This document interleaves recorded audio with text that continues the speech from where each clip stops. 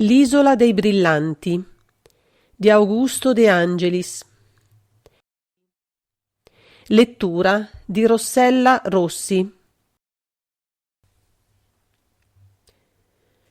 Capitolo 1. Paura. Ecco, ascoltate. Samuele Beck sudava di paura. Certo, il pericolo doveva essere reale, forse insfuggibile. Guardò il suo compagno con ansia. Un bel giovane, senza dubbio, ma i suoi lineamenti mancavano di regolarità e di simmetria. Rughe precoci rivelavano un'esistenza tempestosa, dominata dal vizio e dalla passione. Tuttavia, l'espressione mobilissima dello sguardo, la bocca sensuale, il naso fortemente piantato, erano indizio di intelligenza e di volontà. Aveva parlato a voce bassa, soffiata, scoprendo i denti regolari che avevano aperto per un istante una macchia bianca sul colorito bronzeo del suo volto. Manfredo Vatel faceva subito pensare a una di quelle bestie da preda, pronte a mordere, dure e crudeli. Sì, vengono, avete ragione. E Samuel Beck rabbrividì. Adesso lo aveva afferrato un tremito convulso. Non tanto la vita aveva paura di perdere in quel momento, vecchio com'era, quanto quel piccolo involto che Vatel gli aveva dato contro la rimessa di 5 milioni e che la sua destra stringeva febbrilmente nella tasca. Lo sapeva lui che i brillanti acquistati valevano perlomeno il doppio. Diede una rapida occhiata alla stanza angusta in cui si trovava solo con Manfredo. Il soffitto a volta e l'enorme colonna che lo sosteneva al centro davano al luogo un lugubre aspetto medievale, non fatto certo per rassicurare. Una vecchissima casa nella parte più solitaria e inospitale dell'isola di Wight.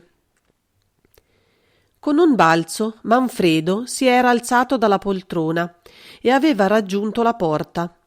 Curvo, adesso, ascoltava con l'orecchio contro il battente di quercia annerito dal tempo. Beck lo osservava, trattenendo il respiro. Finalmente trovò la forza di muoversi e andò alla finestra, che dava sul mare.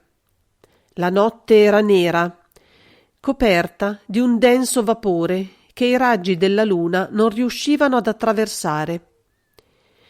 Indietreggiò, sempre più livido di terrore. Vatel si era sollevato e lo guardava con un sorriso sarcastico. «Avete paura, vecchia canaglia?» Senza offendersi per l'ingiuria e per il tono del giovanotto, Beck gli indicò con un gesto la finestra e pronunciò con voce rauca: «È impossibile fuggire da quella parte». Un lampo di collera e di disprezzo illuminò lo sguardo di Manfredo. «E allora? Se vi accade qualcosa, non dovete prendervela che con voi stesso. Non lo sapete forse che siamo circondati di spie? Che i nostri nemici si trovano dovunque e che ogni vostro movimento è sorvegliato? Non vi avevo avvertito di prendere tutte le precauzioni possibili?» Il vecchio fece un gesto di protesta. Stava per parlare, ma l'altro non gliene lasciò il tempo. «Tacete! Altri, più furbi di voi, ci hanno lasciato la pelle, e voi sapete benissimo in che modo. È soltanto nell'interesse vostro che dovete diffidare di tutto e di tutti. Per me è lo stesso trattare con voi e con un altro. Se crepaste voi, ci sarebbe subito qualcuno pronto a prendere il vostro posto. E se troncassi ogni relazione con voi? Che volete dire? Dimenticate gli impegni che avete presi? Al diavolo voi e i vostri impegni. Sono ricco abbastanza per vivere comodamente, senza espormi ai vostri insulti e a questi rischi». Il sogghigno ironico di Manfredo lo interruppe. «Non vi ubriacate di parole adesso. È troppo tardi perché vi possiate sottrarre.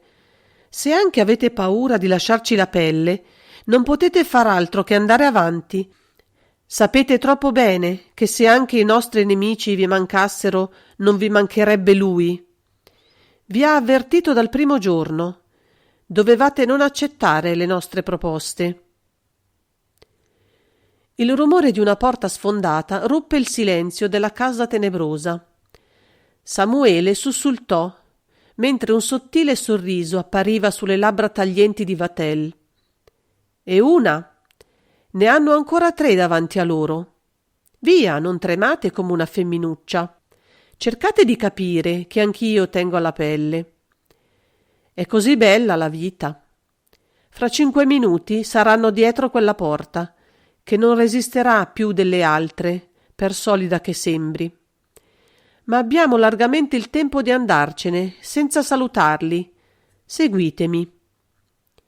Un bagliore di speranza illuminò gli occhi del gioielliere. Senza badare a lui, Manfredo intanto si era avvicinato alla colonna e, strettala fra le braccia, le aveva impresso un movimento di rotazione che servì a far apparire un'oscura apertura. La colonna era costituita di 2 tubi sovrapposti, di cui uno, l'interno, era fisso, mentre quello esterno poteva girare in modo di nascondere il passaggio segreto. Samuele Beck mandò un respiro di sollievo e di meraviglia. Mi credevate così idiota di farmi prendere in una trappola? Andiamo, sbrigatevi. Il vecchio si mosse. In un attimo Vatel spense la luce, fece entrare il gioielliere nella colonna e, quando vi si fu introdotto anche lui, spinse una leva che ricondusse il tubo esterno al suo posto. Al lume d'una lampadina tascabile i 2 uomini cominciarono a discendere. Avevano fatto pochi gradini che già il rumore della porta infranta e i passi di più persone li avvertì che i loro nemici avevano fatto assai più presto di quanto Vatel non avesse preveduto. Il giovane sogghignò. Potevano cercarli in tutta la casa. Al passaggio segreto non avrebbero certo pensato. La discesa fu rapida, che la casa era bassa, e i 2 furono ben presto sulla roccia. Alla debole luce della lampadina, Samuele Beck si rese conto che si trovavano in uno stretto passaggio, una specie di galleria naturale aperta fra le rocce. A marea alta quel passaggio doveva esser certo invaso dalle acque, perché il suolo era coperto di uno strato di sabbia e di alghe, umido e brillante. Dopo qualche minuto di marcia silenziosa, lo sciabordio delle onde pervenne alle loro orecchie e a uno svolto videro una barca attraccata alla roccia. Il mare era ai loro piedi. Attento! La roccia è sdrucevole e vi sono 10 metri di fondo. Vatel saltò per primo nella barca e il vecchio gli tenne dietro a fatica. Per un istante aveva avuto il terrore che quell'altro lo lasciasse a terra. Manfredo remava con estrema prudenza, senza occuparsi del compagno. I remi, ravvolti in una tela di sacco, si immergevano silenziosamente nell'acqua. Oramai Samuele aveva intera fiducia nel giovane. Lo avrebbe certo portato al sicuro, non perché avesse desiderio di salvarlo, ma perché teneva troppo alla propria vita per commettere un'imprudenza o un errore. A un tratto alcune luci rossastre apparvero nella nebbia. L'impressione di isolamento disparve e Samuele si sentì rinascere. Adesso egli distingueva davanti a sé la sagoma dei piroscafi ancorati nel piccolo porto. Vatel fece passare abilmente la barca fra quelle masse nere che la sovrastavano enormi e accostò alla banchina. Dopo aver legato l'imbarcazione a un grosso anello di ferro, con un balzo saltò a terra. Si volse e con quei suoi modi bruschi e spicciativi trasse l'orefice accanto a sé. È meglio affrettarsi. Il pericolo non è scomparso per noi e se nessuno ci vede è tanto di guadagnato. La notte li aiutava ed essi raggiunsero facilmente il villaggio e si cacciarono in un vicolo oscuro. Vatel aveva proceduto a orecchie tese, pronto a ogni evenienza. Il giovane si fermò. «È meglio separarci adesso». Samuele non rispose. Naturalmente non gli rimaneva che da obbedire. Anche lui s'era fermato e, come in un lampo, mentre in cuor suo ringraziava Iddio di averlo salvato, si disse che il rischio era troppo forte e che niente e nessuno in fondo poteva costringerlo a continuare quel commercio così carico di pericoli mortali. Era vecchio, era ricco, sarebbe stato da folle ostinarsi a voler ammassare denaro a quel prezzo. Manfredo intuì quel che passava nell'animo di lui. «Inutile dirvi», scandì con voce dura, «che il mese prossimo dovremo incontrarci di nuovo. In Francia, probabilmente. Siamo intesi?» Beck rispose con una specie di grugnito e Vatel si allontanò in fretta, senza neppure salutarlo. Rimasto solo, l'orefice si affrettò alla sua volta. Non vedeva l'ora d'aver raggiunto Southampton ed essersi imbarcato per far ritorno in Francia. Ah, la sua famiglia, la sua casa di Parigi. E intanto, con la destra, prima strinse, poi accarezzò dolcemente il piccolo involto che valeva per lui almeno 10 milioni.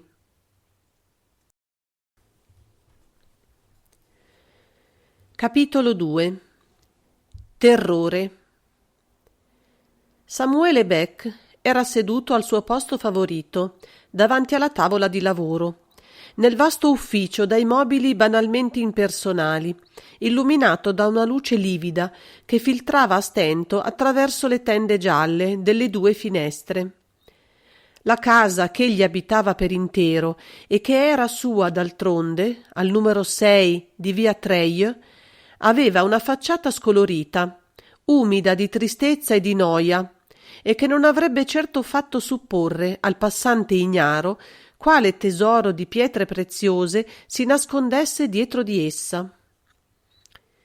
E il medesimo passante, del resto, incontrando il padrone di quella casa, il vecchio orefice dall'abbigliamento dimesso e quasi misero, dalle spalle curve e dai capelli bianchi, avrebbe potuto forse supporre che quel vecchio aveva ammassati e possedeva milioni? Nel volto di Samuele Beck, tuttavia, gli occhi vivi e piccini, il grosso naso paonazzo, la bocca tumida denotavano avidità e una forza prepotente di comando che il mento quadrato accentuava. Samuele, sotto quel suo aspetto bonario, era temibile. Nessuno sapeva di dove provenisse, per quanto il suo nome rivelasse il ghetto e il suo cognome fosse di chiara origine polacca.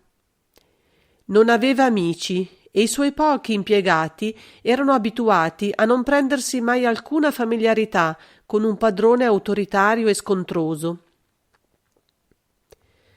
Davanti al suo tavolo, Beck se ne stava adesso inerte e assorbito in pensieri tutt'altro che lieti, quando un colpo alla porta lo fece trasalire. «Avanti!» gridò con irritazione. Uno dei suoi commessi aprì la porta e si fermò sulla soglia. «Un signore chiede di voi, padrone». «Vi ho detto che non ci sono per nessuno. Quante volte ve lo debbo ripetere?» «Questo signore ha insistito, dicendo che voi lo attendevate». E il commesso avanzò e depose un biglietto di visita sul tavolo. Beck diede un'occhiata al nome e subito si calmò. «Fatelo entrare», disse con un rapido mutamento, affettando indifferenza. Ma era impaziente e ansioso, invece, e non appena il visitatore fu entrato, gli indicò una seggiola davanti a sé e gli chiese senza preamboli: «Siete riuscito?» L'ansia della domanda non sfuggì all'uomo, che rispose con un cenno affermativo del capo e sedette, sorridendo lievemente. Ancor giovane costui Aveva una grande sicurezza di sé e una scioltezza di modi che indicavano in lui l'abitudine a trovarsi con persone di ogni sorta e a non meravigliarsi di nulla, neppure che non gli si dicesse buongiorno quando arrivava. «Sarete soddisfatto?» disse con sicurezza. «Vi porto tutte le informazioni che vi occorrono». Aprì la busta di pelle che si era messa sulle ginocchia e ne trasse alcuni fogli che depose sul tavolo davanti a sé. «Vi espongo soltanto i risultati. Troverete ogni particolare nel rapporto che vi lascerò. Numero 1. Van Brumdek di Amsterdam, trovato morto per strangolamento in Saffron Hill Street, il centro del commercio diamantifero londinese. Movente il furto. È stato stabilito che il negoziante olandese si era recato a Londra per vendere un grosso lotto di pietre preziose, della maggior parte delle quali si era già disfatto quando fu ucciso. Scotland Yard non ha scoperto l'assassino e brancola ancora nel buio». Samuele ascoltava in silenzio col volto contratto le notizie che gli dava il poliziotto privato da lui incaricato delle indagini. Numero 2. Un mese dopo la morte di Van Brumdek, Sir Jack Greenfield, titolare di una delle più importanti ditte di brillanti di Londra, viene trovato in una casa disabitata di Whitechapel, strangolato anche lui. Nonostante tutte le ricerche e per quanto gli eredi della vittima avessero promesso un grosso premio, anche questo omicidio rimane avvolto nel più impenetrabile mistero. Oramai il delitto è vecchio di 6 mesi e nessuno spera più di rintracciare i colpevoli. Anche qui il movente è il furto. Sir Greenfield aveva con sé una grossa somma di denaro e un ingente lotto di brillanti. L'uomo s'interruppe, colpito dall'effetto di terrore che le sue parole avevano prodotto sul volto del gioielliere. Ma Samuel Beck, con voce secca, gli ordinò di continuare. Numero 3. Basilio Aparnariam, di origine armena, stabilito in Francia. Ucciso da una pugnalata costui, da un assassino assolutamente ignoto e introvabile. C'è da supporre che anche per lui si sia trattato di furto. Ma la polizia francese non è riuscita a stabilire neppure questo dato di fatto. Ultimo, finalmente, Alessandro Magrafiam, come il precedente di origine armena e commerciante in brillanti sul mercato di Parigi. Il suo cadavere è stato trovato nella cabina dell'ascensore della sua casa e si può dire che proprio il cadavere sia l'unico indizio lasciato dietro di sé dall'assassino. Il pallore di Beck si era fatto livido. «Questo è tutto?» «Sì, è tutto. Come vi ho detto, troverete ogni particolare concernente tali delitti nel mio rapporto. Mi rimane di darvi conto della seconda inchiesta da voi affidatami e da me condotta negli ambienti del commercio dei brillanti di Amsterdam, Londra e Parigi, allo scopo di stabilire se esista o meno un rapporto fra queste 4 morti misteriose. E siete arrivato alla conclusione?» Il giovanotto tacque un istante, poi scandì lentamente. «Sono oramai sicuro che un tal rapporto esiste, come voi naturalmente avete supposto». Samuele sembrò smarrito, ma fu per breve. Ripresosi, disse con tono aggressivo: «Che cosa volete insinuare? Io non so nulla e non vi pago perché voi vi abbandoniate a un tal genere di deduzioni. Andate avanti e siate chiaro e breve». «Come volete». Per poter comprendere gli uomini e l'ambiente nel quale dovevo indagare, ho voluto prima documentarmi sul commercio dei brillanti. Ho così appreso che la situazione attuale del mercato non è affatto rosea, ma voi ne sapete certo assai più di me al riguardo. Non importa, desidero che voi mi diciate tutto quanto avete appreso. Le compagnie hanno quasi abbandonato lo sfruttamento delle miniere sudafricane. Ingenti quantità di gemme giacciono ovunque. Ogni superproduzione produce un'immediata sottovalutazione. Tali lotti di brillanti, piovuti per di più sul mercato in un momento reso critico da cause estranee e generali, hanno causato un considerevole abbassamento di prezzo. Di qui la crisi.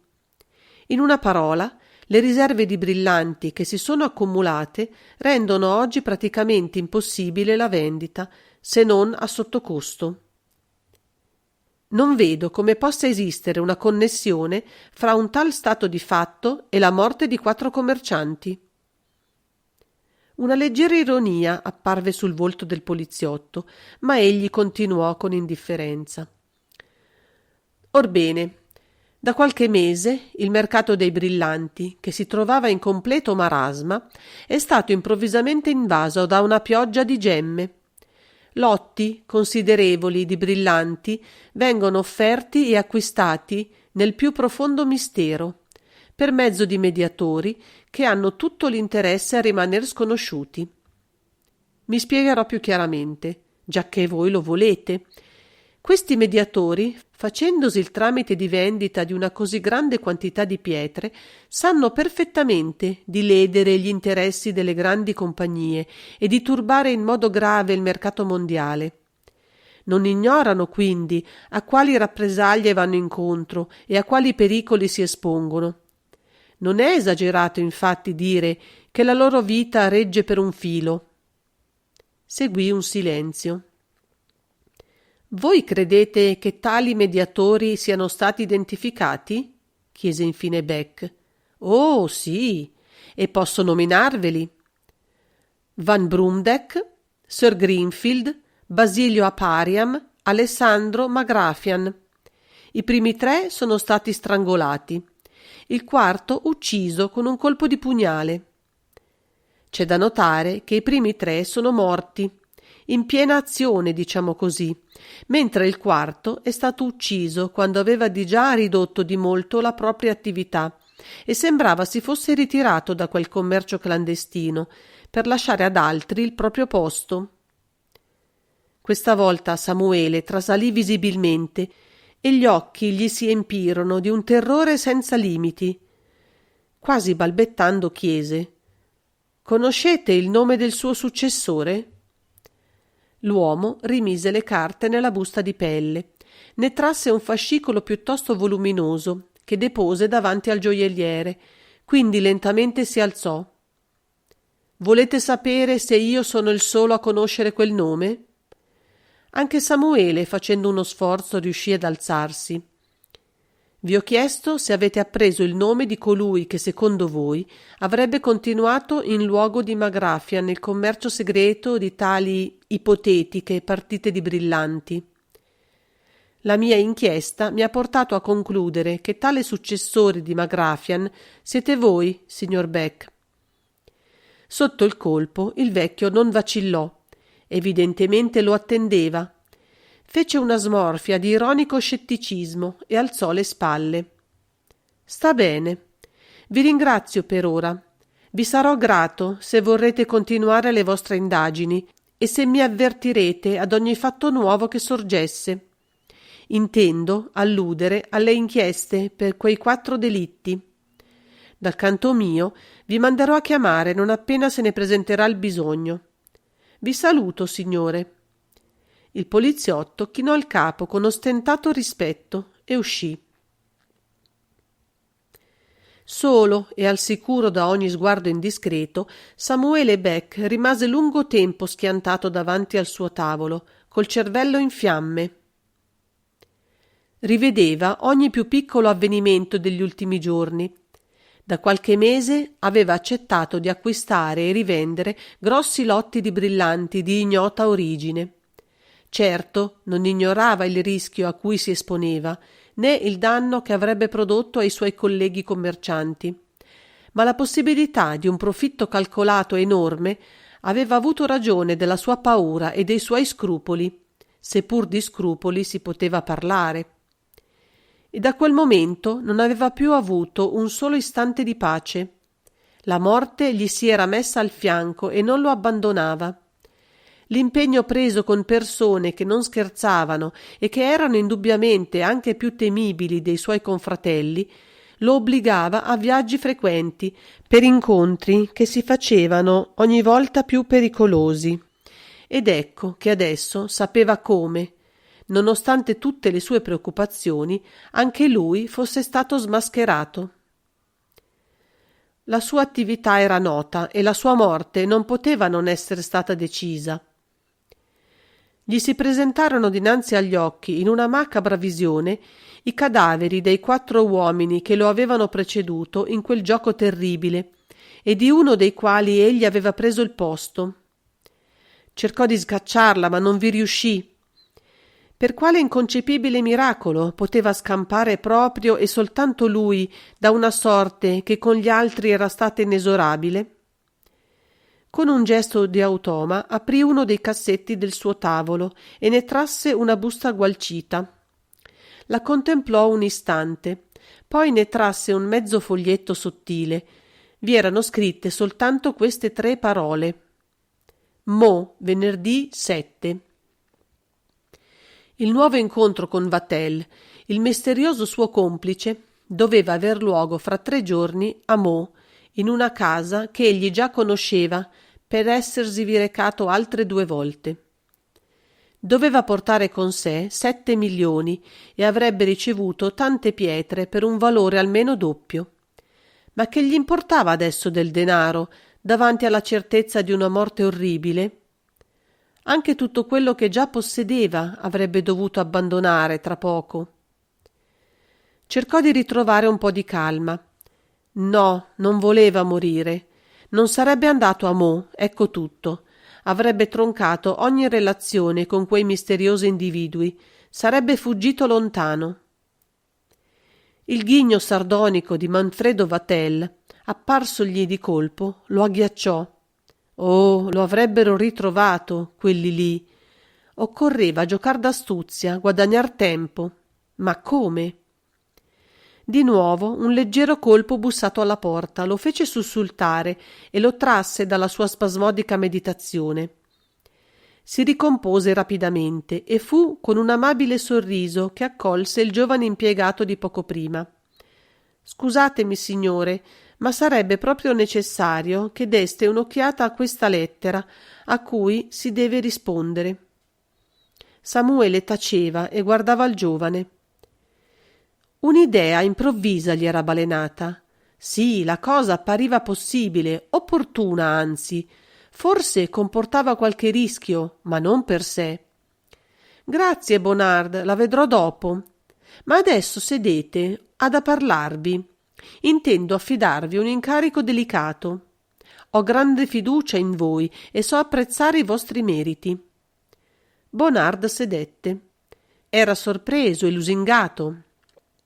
Samuele lo fissava sempre.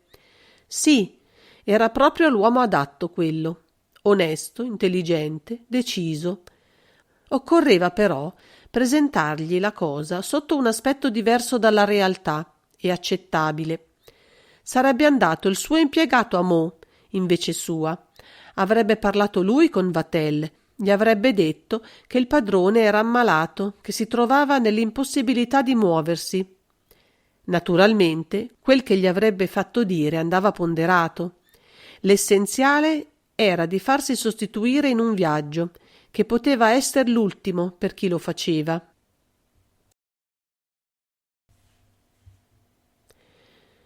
Capitolo 3. La pendola. L'orchestra negra suonava un nostalgico tango.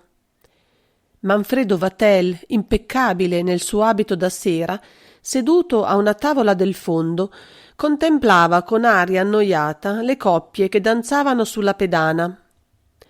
Sempre il solito spettacolo. Finiva per non esser più neppure tollerabile. Tutti i ritrovi notturni di Parigi non avevano più alcuna attrattiva per lui. Eppure egli li frequentava ogni notte. Che fare altrimenti, adesso che il denaro non gli mancava? Un tango, chérie?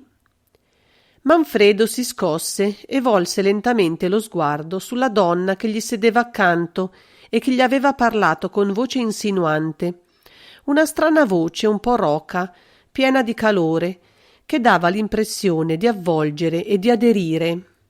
Bella, quella giovane, non poteva dirsi. Un volto piuttosto lungo, una bocca troppo grande, ma gli occhi neri erano profondi, pieni di bagliori, e il corpo sottile aveva morbidezza e languore sconvolgenti. Il giovane sorrise stancamente. Se ti fa piacere. S'era alzato e stava per avanzare con Lidia verso la pedana, quando un ragazzo in uniforme verde bottiglia gli si parò dinanzi e gli porse un biglietto.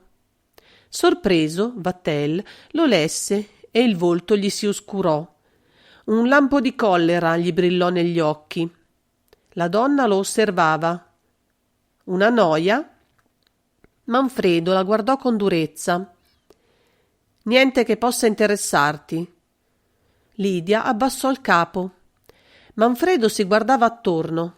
La sua aria annoiata aveva ceduto il posto a un leggero nervosismo.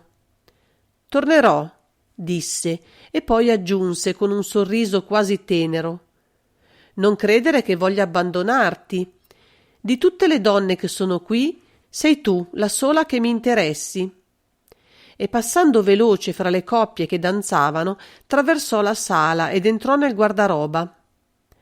Un uomo lo attendeva. Appena lo vide, Vatel gli andò incontro. Tutta la sua disinvoltura era sparita. Egli era adesso visibilmente turbato. Voi qui? Che significa? Il ghigno dell'uomo mostrò una dentatura potente, abbondantemente dosata. Il volto bruno, solcato da infinite minutissime rughe, rivelava l'avventuriero più fatto per le lotte della foresta che per le orge dei locali notturni di Parigi. Il suo abito da sera, di taglio impeccabile, sembrava stesse per scoppiare sotto la pressione del torace e dei muscoli. Una vera forza magnetica si sprigionava dai suoi occhi azzurri, stranamente vivi e brillanti. Bisogna che veniate immediatamente via di qui, disse a voce bassa. Ma non sono solo. Lo so. E gli occhi sprigionarono un lampo. Ne parleremo. Adesso dovete venir via, se tenete a conservar la vostra pelle. Soggiogato, Vatel obbedì. La sua volontà non lo serviva più di fronte a quell'uomo, e una strana paura si era improvvisamente impadronita di lui. Indossò il pastrano e lo seguì. Cadeva una pioggia sottile e appena fuori Manfredo ebbe un brivido. Allora, che cosa vuol dire? Più tardi. Adesso allontaniamoci di qui. Ho la mia auto? No, sarebbe imprudente. Meglio a piedi. Silenziosi percorsero varie strade deserte, d'un passo così rapido da dar l'impressione che corressero. Quando furono in piazza della Trinité, lo sconosciuto entrò in un caffè che faceva angolo con la via Blanche. La temperatura calda del locale fece affluire un po' di sangue al volto livido di Vatel, che si sentì rinvigorire. Mi direte, finalmente? Ma l'uomo non lo ascoltava. Aveva adocchiato un tavolo vuoto in un angolo del fondo e vi si diresse. Ordinò 2 cognac e quando il cameriere si fu allontanato, si decise a parlare e lo fece a voce così sommessa che Manfredo fu obbligato a fissargli le labbra per comprenderlo. Da qualche giorno, Vatel, voi siete sorvegliato da vicino. È inutile che fingiate la sorpresa con me. Conoscete perfettamente i pericoli che vi minacciano. Ma siete stato tanto idiota da non preoccuparvene e avete continuato a commettere imprudenze infantili. La donna che poco fa era con voi è pagata per spiarvi. Inutile protestare. Se ve lo dico, è vero. Come è vero che se io non fossi venuto a prendervi questa notte, voi non avreste veduto l'alba di domani. Manfredo beve di colpo il suo cognac, poi rise. Non siete allegro? Si direbbe che l'aria di Parigi non si confaccia al vostro umore. Ma il riso gli morì sulle labbra. Il suo compagno guardava fissamente la porta per cui erano entrati e una profonda ruga gli sbarrava la fronte. Chiamò con un gesto il cameriere, pagò le consumazioni e si alzò. A Manfredo non rimase che seguirlo. L'uomo sembrava in preda a una febbrile impazienza. Sull'asfalto bagnato della piazza deserta si fermò e si guardò attorno. Appariva indeciso. «Come sapete», gli disse Vatel, dopo qualche istante di silenzio, «io ho a mia disposizione vari appartamenti sparsi un po' dovunque per la città. È una misura di precauzione che ho presa e che vi dimostra come io non sia poi tanto imprevidente. C'è un appartamentino tranquillo in via Saint-Lazare, dove potremo benissimo trascorrere la notte». A un cenno affermativo dell'altro, Manfredo si incamminò, traversarono via di Chateaudun, fecero il marciapiede e raggiunsero via Saint-Lazare. Manfredo si fermò davanti a un grande portone aperto. «È là in fondo, al pian terreno». Passarono sotto l'androne buio, traversarono il cortile e si trovarono davanti alla facciata di un altro fabbricato. Manfredo trasse di tasca un mazzo di chiavi, percorse un breve corridoio e aprì una porta. «Favorite?» disse al compagno e si trasse da parte per farlo entrare. Appena dentro, l'uomo diede una rapida occhiata all'ambiente.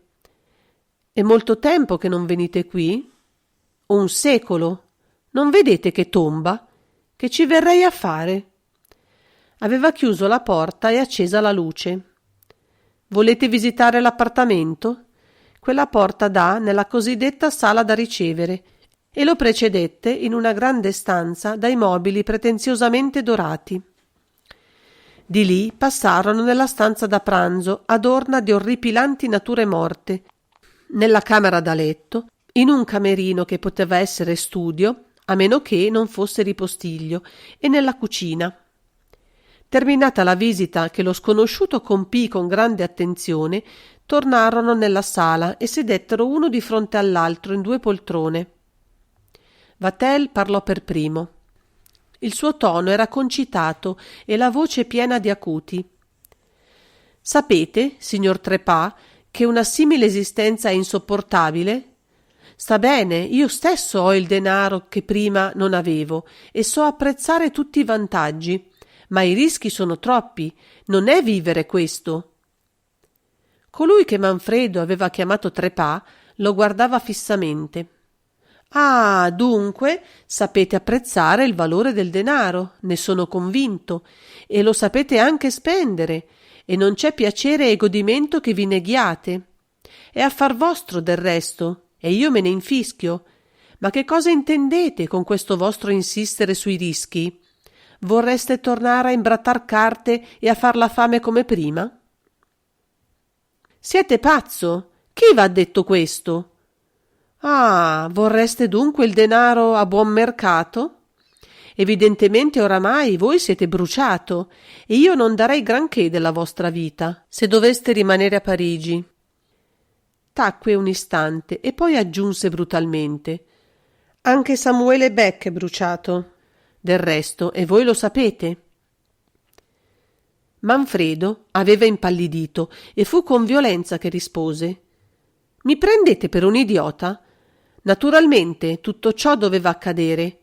Samuele Beck farà la fine degli altri e quelli che verranno dopo di lui lo seguiranno. Ma di tutti costoro io mi infischio, hanno quel che si meritano. Io no, invece, io sono giovane e voglio vivere, e poi mio zio ha bisogno di me». Trepas sorrideva e sul suo volto il sorriso non era bello a vedersi. Vatel fremette. Che cosa infine quell'uomo voleva da lui?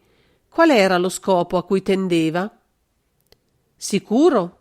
Io vi do pienamente ragione.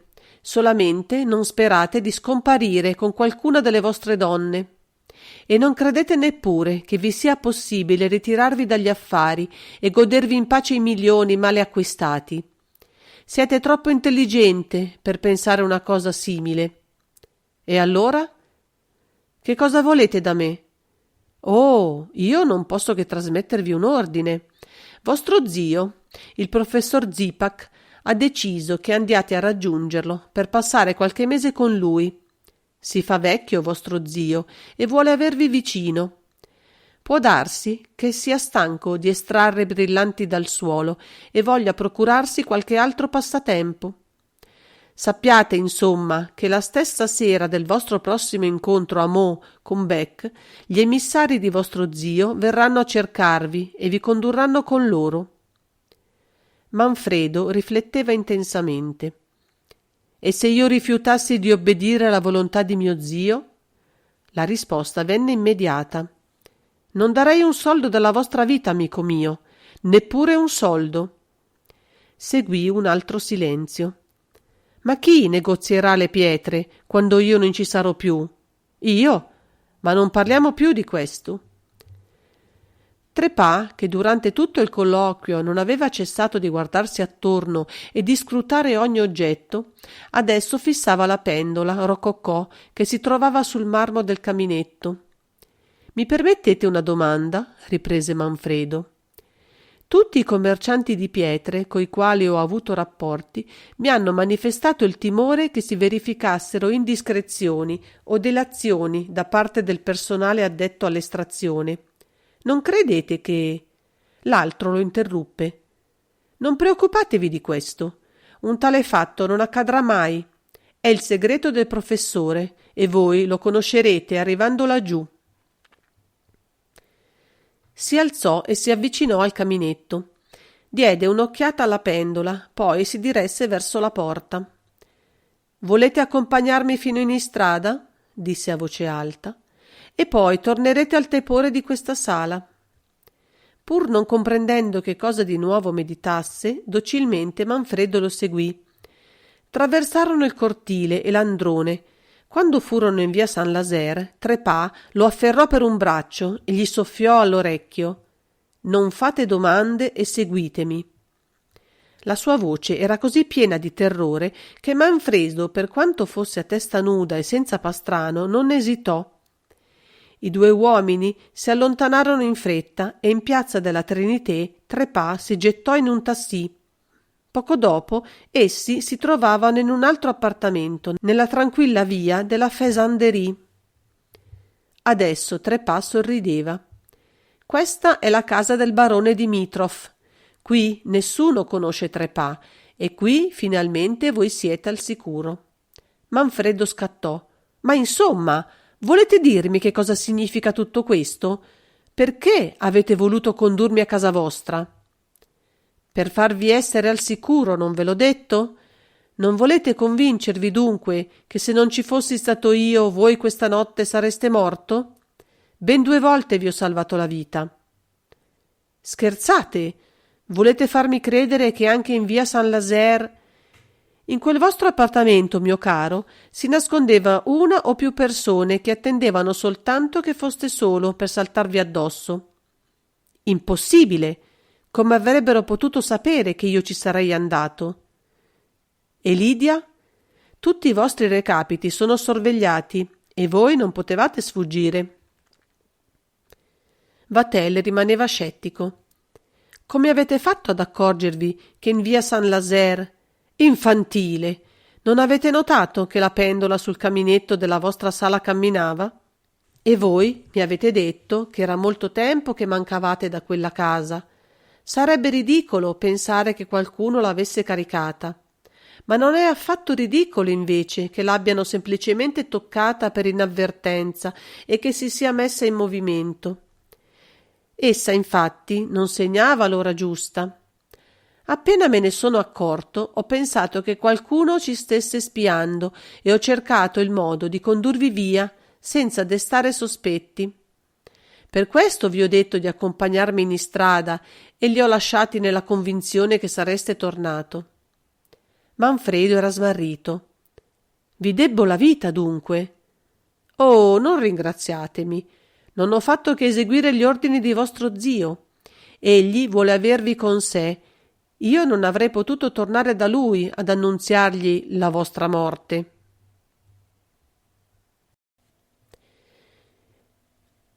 Capitolo 4. Verso l'ignoto. Nel piccolo villino che aveva preso in affitto nei dintorni di Meaux, Manfredo s'era appena tolto il pastrano e dopo aver dato un'occhiata alle stanze del piano terra, aveva salito la scala che conduceva all'unico piano della casa.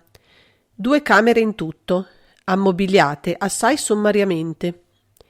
Il giovane guardò l'orologio. Era la 1 del pomeriggio e Beck non sarebbe venuto che alle 2 o alle 3. In quanto agli inviati di suo zio, quelli non si sarebbero certo fatti vedere prima dell'imbrunire. Aveva tempo. Si sdraiò sopra un vecchio divano e cominciò a riflettere. Prima di tutto ricordò gli avvenimenti dell'ultimo anno. Non si sarebbe potuto chiamarli monotoni, quegli avvenimenti, né privi di sorprese.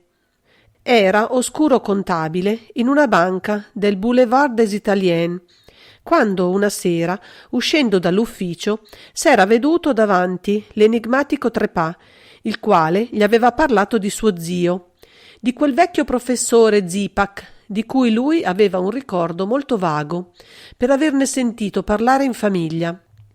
Un vecchio pazzo doveva essere.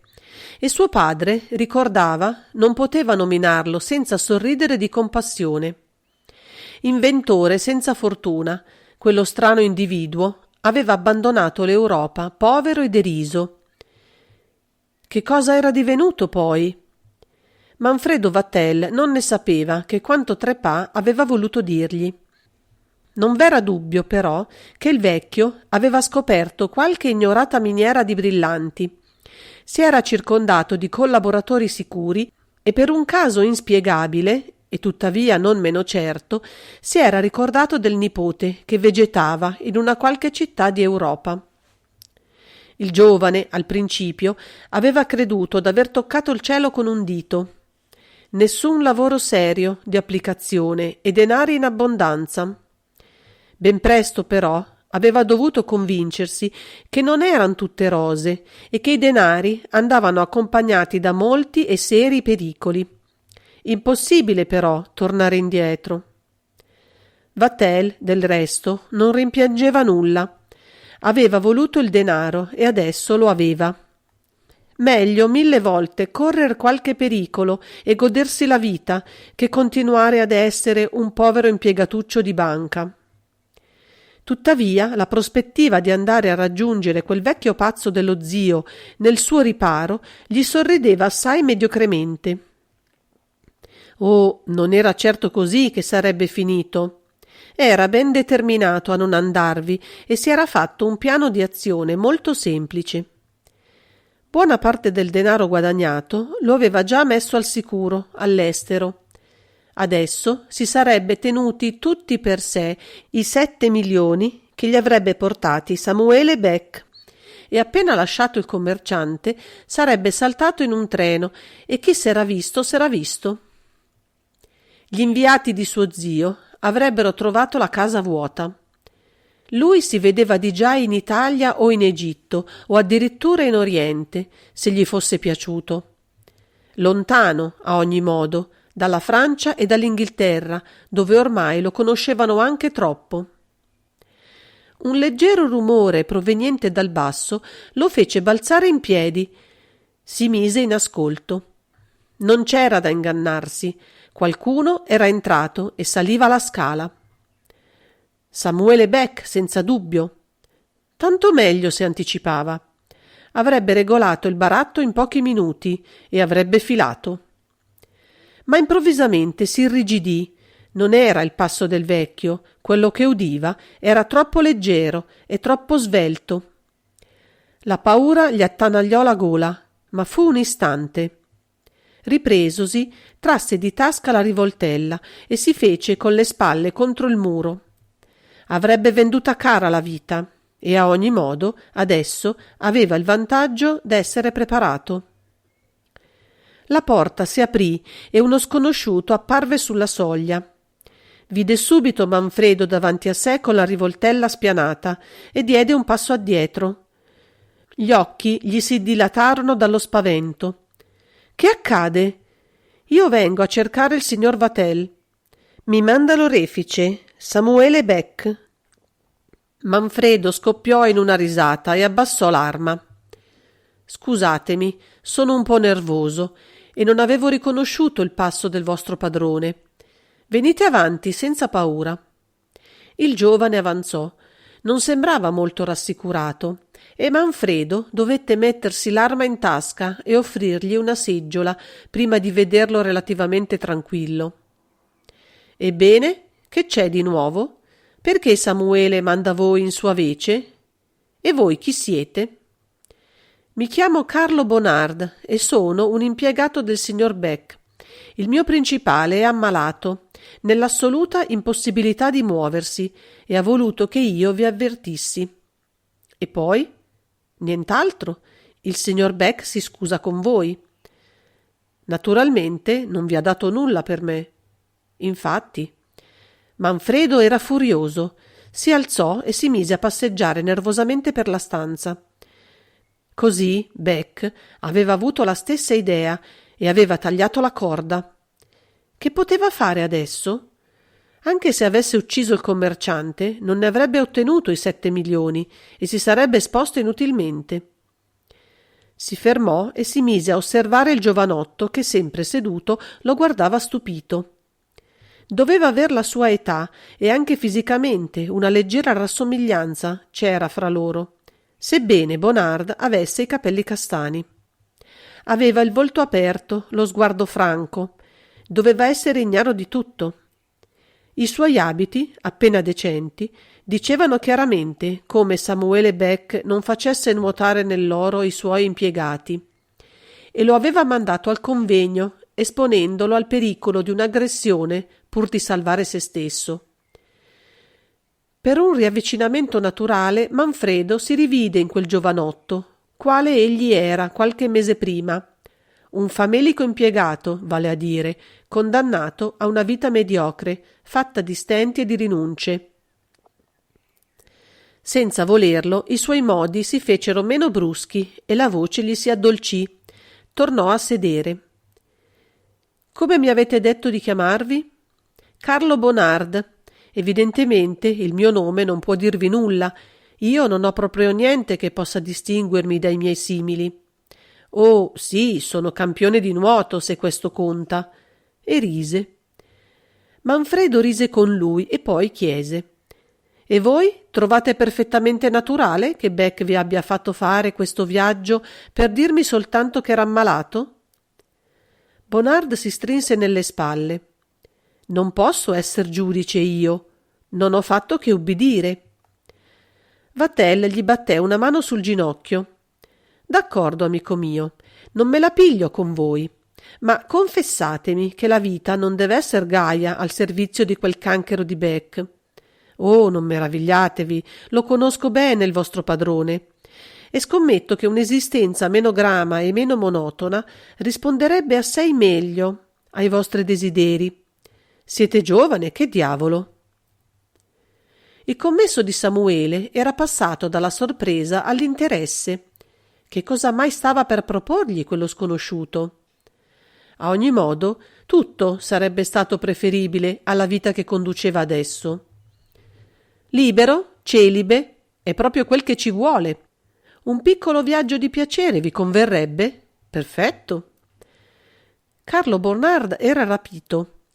Qualunque potesse essere il lavoro che stava per proporgli colui, sarebbe stato senza dubbio meno asfissiante di quello che lui faceva in via Treie. Che cosa arrischiava ad accettare? Era solo lui e nulla lo legava a Samuele Beck. Siamo d'accordo? Ne sono felice. E la cosa che ho da proporvi è semplice. Fra qualche ora verranno qui a prendermi. Sono amici di mio zio. Ebbene, io non ho nessuna voglia di fare questo viaggio. C'è una donna, capite, che mi trattiene. Mio zio non mi ha mai veduto e non sa come io sia fatto. Prendete il mio posto. Giocate la commedia. Vi sarà facile. Mio zio è spaventosamente ricco e voi godrete di tutti i vantaggi d'essergli diventato parente. Vi va? Qualche scrupolo assalì lo stupefatto Bonard. Ma voi credete proprio? Vatel non lo lasciò terminare. Tratto di tasca un pacchetto di biglietti di banca, glieli mise fra le mani. A voi, così non avrete dubbi sulla serietà dell'affare. Ogni resistenza di Carlo era caduta. Ma che cosa debbo fare? Semplice, attendere in questa camera che vengano a prendervi. Io me ne andrò, naturalmente. S'era alzato e, indossato il pastrano, prese il cappello, poi si ravvisò. Sarà opportuno, invece, che io vi dia qualche informazione utile a farvi rappresentare la vostra parte. Vi terrò compagnia e quando arriveranno andrò a nascondermi nella camera vicino, così sarò anche sicuro che tutto è andato liscio. Depose il cappello e si rimise a sedere. Parliamo dunque. Non avrò granché da dirvi del resto. I due giovani avevano taciuto. Manfredo era sempre più soddisfatto. Il lungo colloquio lo aveva convinto dell'onestà di Bonard e in fondo era lieto che a sostituirlo nella vita fosse un uomo integro. Vero è che egli ignorava se con suo zio l'onestà sarebbe stata una dote piuttosto che un peso ingombrante. Adesso è meglio che io vada a nascondermi. Possono venire da un momento all'altro. Strinse la mano a Bonard e scomparve nella stanza accanto. Carlo era solo. Di fuori si udiva adesso il motore di un'auto. Una certa ansietà lo assalì. La stranezza di quell'avventura lo turbava e lui aveva sentito troppe reticenze nei discorsi fattigli da Vatel per poter credere che l'impresa fosse senza pericolo. Non per nulla quell'altro aveva voluto vincere ogni sua resistenza, mettendogli subito fra le mani una cospicua somma di denaro. Ma ormai era troppo tardi per ritirarsi e l'avventura lo affascinava. Questa era la verità. I suoi pensieri turbinavano. A un tratto si immobilizzò. Venivano e dovevano essere più di uno. La porta si spalancò ed entrò un uomo gigantesco che subito diresse contro di lui il raggio di una forte lampada. Per qualche istante egli squadrò Bonard dalla testa ai piedi, come se volesse valutarlo. Manfredo Vatel? Chiese finalmente. Al suono di quella voce metallica priva di inflessioni, Carlo si scosse, fissò lo sconosciuto negli occhi e disse con disinvoltura: «Naturalmente, chi volete che sia?» Il suo tono ebbe effetto. L'uomo sembrò rassicurato e avanzò. Dietro di lui due ombre apparvero sulla soglia. «Lieto di fare la vostra conoscenza. Mi hanno spesso parlato di voi. Sappiamo che siete energico e che sapete trarvi d'impaccio all'occorrenza». Carlo Bonard prudentemente taceva. Sentiva che nella sua condizione meglio era far parlare gli altri. «Di poche parole, eh? È una virtù». Bonard stava per dire una banalità qualsiasi, quando un rumore risuonò per la casa. Certo, Manfredo, nella stanza vicina, aveva dovuto rovesciare qualche mobile. «Chi c'è? Non eravate solo voi?» Di nuovo il sospetto lampeggiava nei suoi occhi. «Certo che sono venuto solo. Sarà stato il legno di qualche mobile a far rumore. Nelle case abbandonate avviene spesso». «Bene, adesso vedremo». Si volse ai due accoliti e fece loro un segno. I due scomparvero. Bonard malediva quell'incidente di cui ignorava le possibili conseguenze. Che cosa doveva fare se Vatel fosse stato scoperto? L'atteggiamento di quella specie di capitano di lungo corso non era tale da rassicurare. Sussultò. Un violento rumore di lotta si ripercosse nel villino solitario. Il tumulto crebbe. Mobili venivano rovesciati, colpi ripetuti si inseguivano. Risuonò un grido disperato e Carlo riconobbe la voce di Manfredo. Istintivamente si gettò verso la porta, ma lo sconosciuto lo fermò. «Non occorre. E voi dovreste aver imparato a diffidare oramai e a non esporvi inutilmente.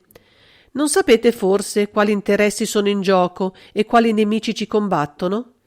È finito del resto e voi non sareste stato di alcuna utilità». Era finito, infatti. I due uomini riapparvero. Il capitano si ritrasse per farli entrare.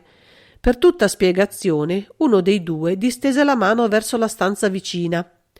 Carlo guardò e rabbrividì. Sul pavimento giaceva il cadavere di Manfredo Vatel. Era orribile a vedersi e lui distolse subito lo sguardo. Involontariamente guardò i due uomini.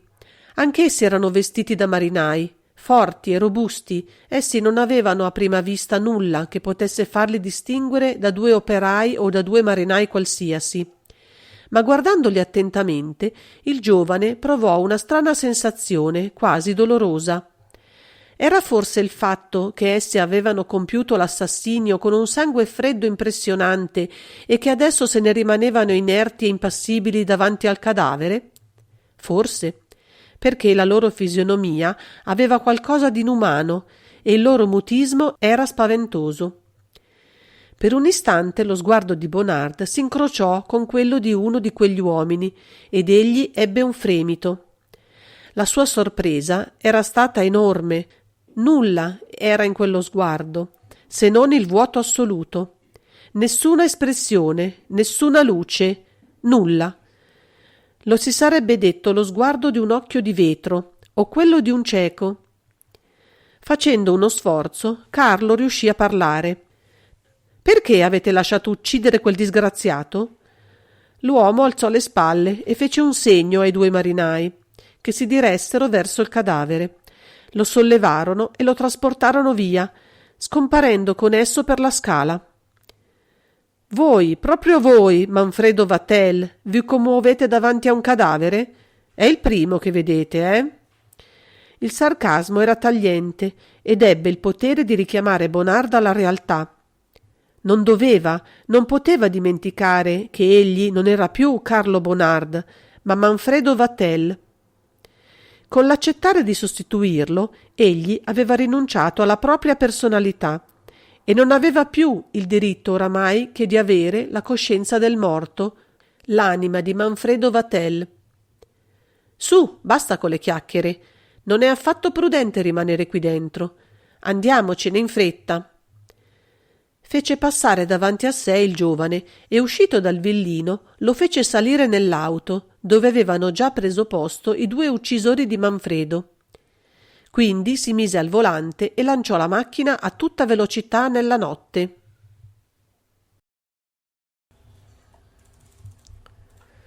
Capitolo 5. Lo Sparviero. L'auto correva a un'andatura folle. Carlo Bonard era in preda a sentimenti complessi che non riusciva ad analizzare. Fin da piccino l'amore per l'avventura lo aveva tentato. Era questo in lui un bisogno della sua natura, evadere. Ed ecco che dopo tanti anni di vita metodica, legata ai più ferrei doveri sociali, la sua passione trovava il modo di espandersi, esplodeva anzi addirittura in una avventura chimerica che aveva del sogno. Attraverso il vetro egli vedeva le spalle curve sul volante di colui che, subito al primo incontro, aveva preso su di lui singolare ascendente.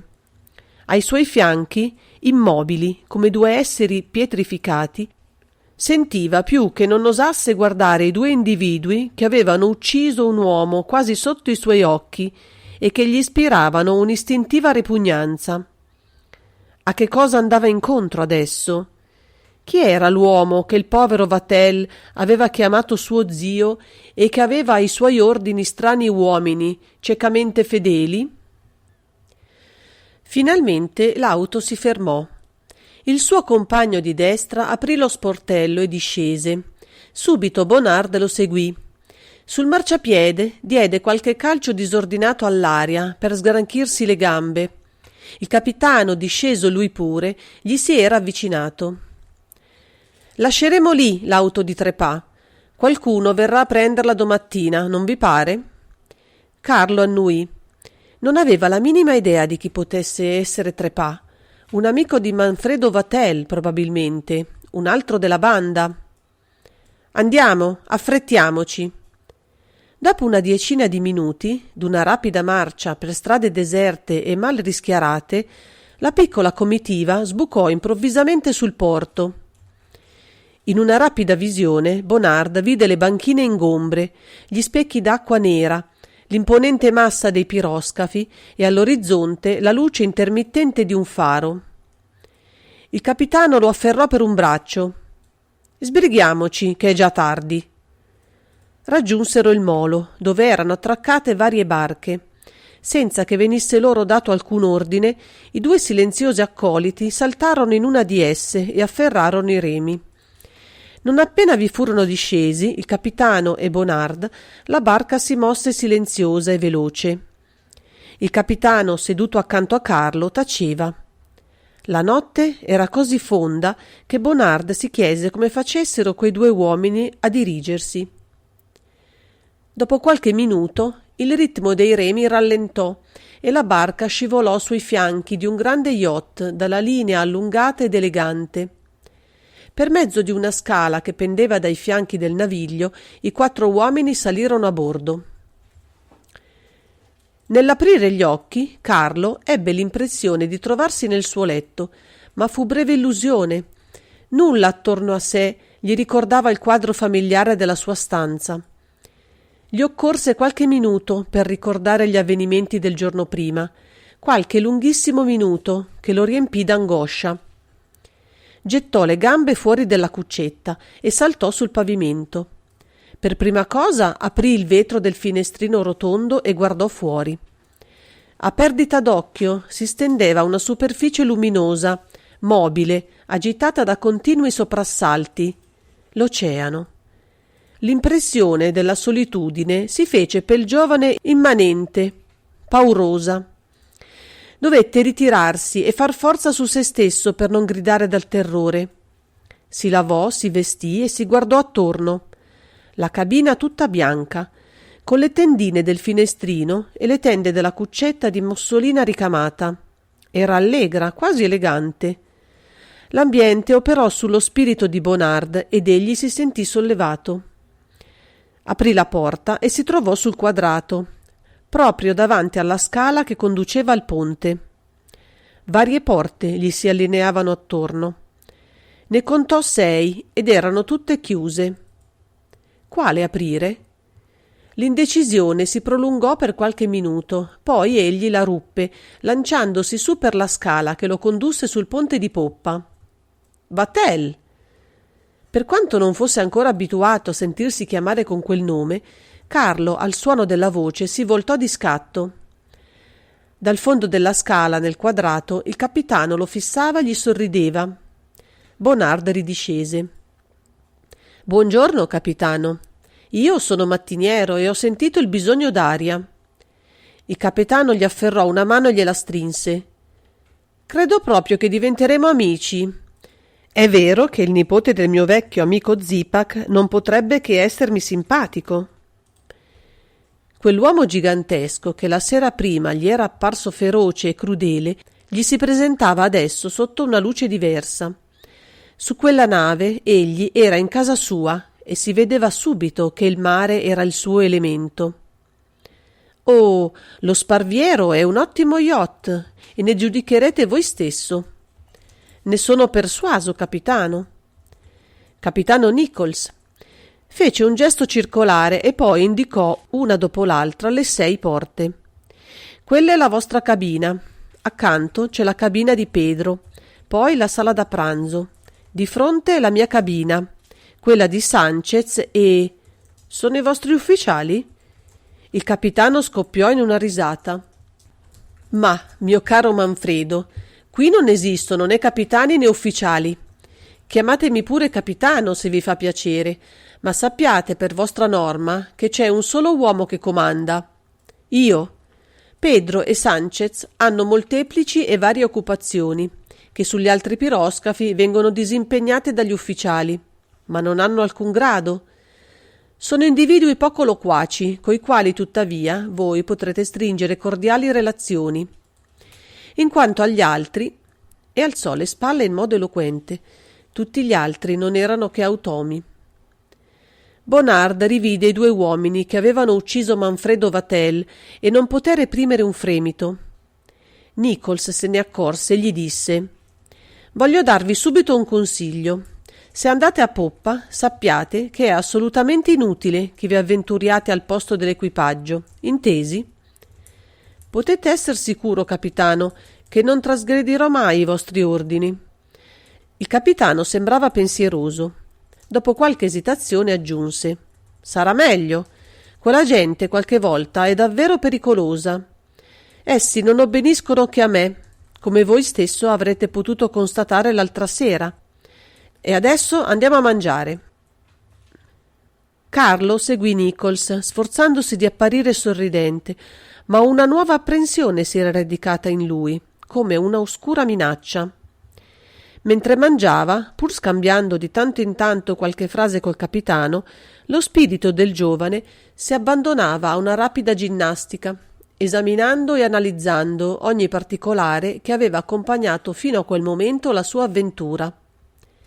La posizione di Manfredo Vatel di fronte a Samuele Beck, per quanto Bonard ignorasse ogni retroscena segreto degli affari del suo padrone, gli appariva ora chiara.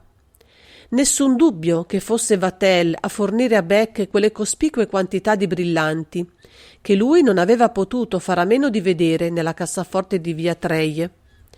Certo, l'origine di quei brillanti gli era tuttora assolutamente sconosciuta, ma non era avventato supporre che il capitano Nichols e soprattutto quell'enigmatico professor Zipak ne sapessero assai di più. Terminata la colazione, Nichols si alzò e disse a Carlo: «Venite nella mia cabina, potremo parlare liberamente». La cabina del capitano era più grande di quella assegnata a Bonard e aveva un mobilio più completo e più lussuoso, per quanto disparato.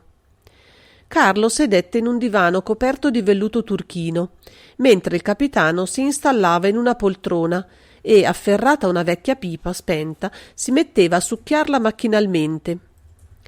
Un silenzio pieno d'impaccio regnò per qualche istante. Finalmente fu il capitano a romperlo. «Ho l'impressione, mio caro giovanotto, che questo viaggio non vi faccia gran piacere, eh? Non dite nulla? Oh, comprendo benissimo la vostra riserva. Non sarà certo a me che confiderete le vostre noie. Tuttavia, io avrei potuto esservi utile. Trepat mi ha spesso parlato di voi e io so che vi siete acconciato a questo viaggio soltanto perché non potevate farne a meno. Il professor Zipak non scherza con nessuno, neppure con suo nipote. Ma voi lo conoscerete e lo giudicherete da voi stesso. Badate bene che su di voi io non mi sono fatto alcuna opinione personale. Quel che mi ha detto Trepat non vi disonora, ed è perfettamente naturale che un giovanotto a cui non manca il denaro preferisca il piacere a una vita da cenobita». Carlo sorrise. «Voi vorreste da me una piccola confessione, non è vero, capitano? Ma non dimenticate che voi stesso e Trepat, prima di voi, non avete fatto altro che raccomandarmi discrezione e prudenza». Il capitano lo considerò e poi gli batté una mano sulle ginocchia ridendo. «Siete furbo, giovanotto, ma vi confesso che mi ero fatto tutt'altra opinione di voi. Beh, non parliamone più. A proposito, io so che il vostro ultimo cliente cercava di sfuggirvi. Oh, non ne avrà per molto tempo da mangiar pane quel vostro Samuele Beck. Mi consta che vi sono state nuove spedizioni di pietre e che Mackenzie deve essersi imbarcato da qualche giorno». Bonard cercò di approfittare della loquacità del capitano per strappargli qualche notizia. «Imbarcato dove?» «A Massa Medè, dove io l'avevo portato. Ha preso un vapore della compagnia di Novegassau e deve esser giunto ieri a Lisbona. È più prudente per noi prendere la via di terra da Lisbona a Parigi che non servirci dei piroscafi inglesi. Ho l'impressione che stiano sulle nostre tracce, capite? Mackenzie si metterà subito in rapporto con Trepat, non è vero?» Nichols rispose senza diffidenza. «Naturalmente, Trepat avrà il suo da fare in questo momento. Voi partito, Samuele Beck inutilizzabile. Trepà dovrà trovare un altro cliente e l'impresa non sarà né facile né comoda. Oh, certo, Trepà vive meno tranquillo di voi. Il capitano ebbe un lampo sospettoso nello sguardo, ma Carlo gli sorrideva con tanta ingenuità che la sua collera cadde. C'è lavoro per tutti, giovanotto, quando si è al servizio del mio amico Zipak. Anche i miei rischi non sono lievi, ve ne accorgerete anche voi tra poco. Bonard credette opportuno non insistere e rinunciò a conoscere per il momento a quali rischi lo sparviero fosse esposto. Stava per riprendere il discorso, ben determinato a tenersi in guardia, quando due colpi robusti alla porta lo fecero sobbalzare. Nichols si era irrigidito e fu con voce dura che gridò: «Chi è?» Rispose una voce rauca in un idioma incomprensibile e subito dopo i passi che risuonarono dietro la porta indicarono che l'uomo si era allontanato. «Era Sanchez», disse il capitano alzandosi. «Scortica il francese in modo orrendo. È accaduto un incidente. Venite con me sul ponte». Uscirono e Carlo notò che Nichols, per quanto avesse fretta, si fermava per chiudere a chiave la propria cabina.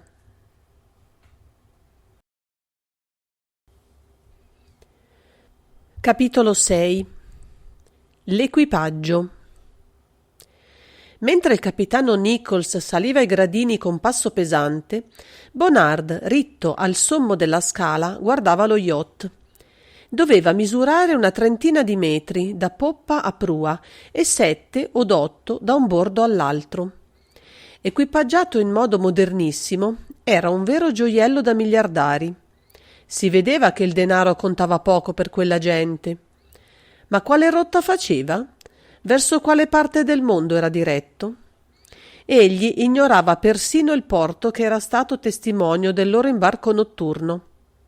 Adesso Bonard, dopo il delitto al quale aveva assistito e una volta conosciuta la strana atmosfera di mistero che regnava su quella nave, non si faceva illusioni. Vatel, per evitarli a se stesso, lo aveva tranquillamente mandato contro i peggiori pericoli. Ma il battello avrebbe pur fatto scalo in qualche luogo prima di giungere al suo destino, e Carlo si disse che ne avrebbe approfittato. Aveva il denaro datogli da Manfredo e la fuga per tornare in Francia non doveva essergli difficile. Nichols era salito e si dirigeva verso Sanchez, che era apparso al principio del ponte. «Ebbene?» gli chiese. L'uomo diede qualche spiegazione in quel suo atroce francese e Bonard credette di comprendere che uno dei marinai addetto alle macchine si era ferito gravemente ed era stato trasportato al posto dell'equipaggio. Involontariamente Carlo esclamò: «Ma non vi è un medico a bordo? Che cosa avverrà di quel disgraziato?» La collera e lo stupore si dipinsero sul volto del capitano. La sua espressione di falsa bonomia era sparita.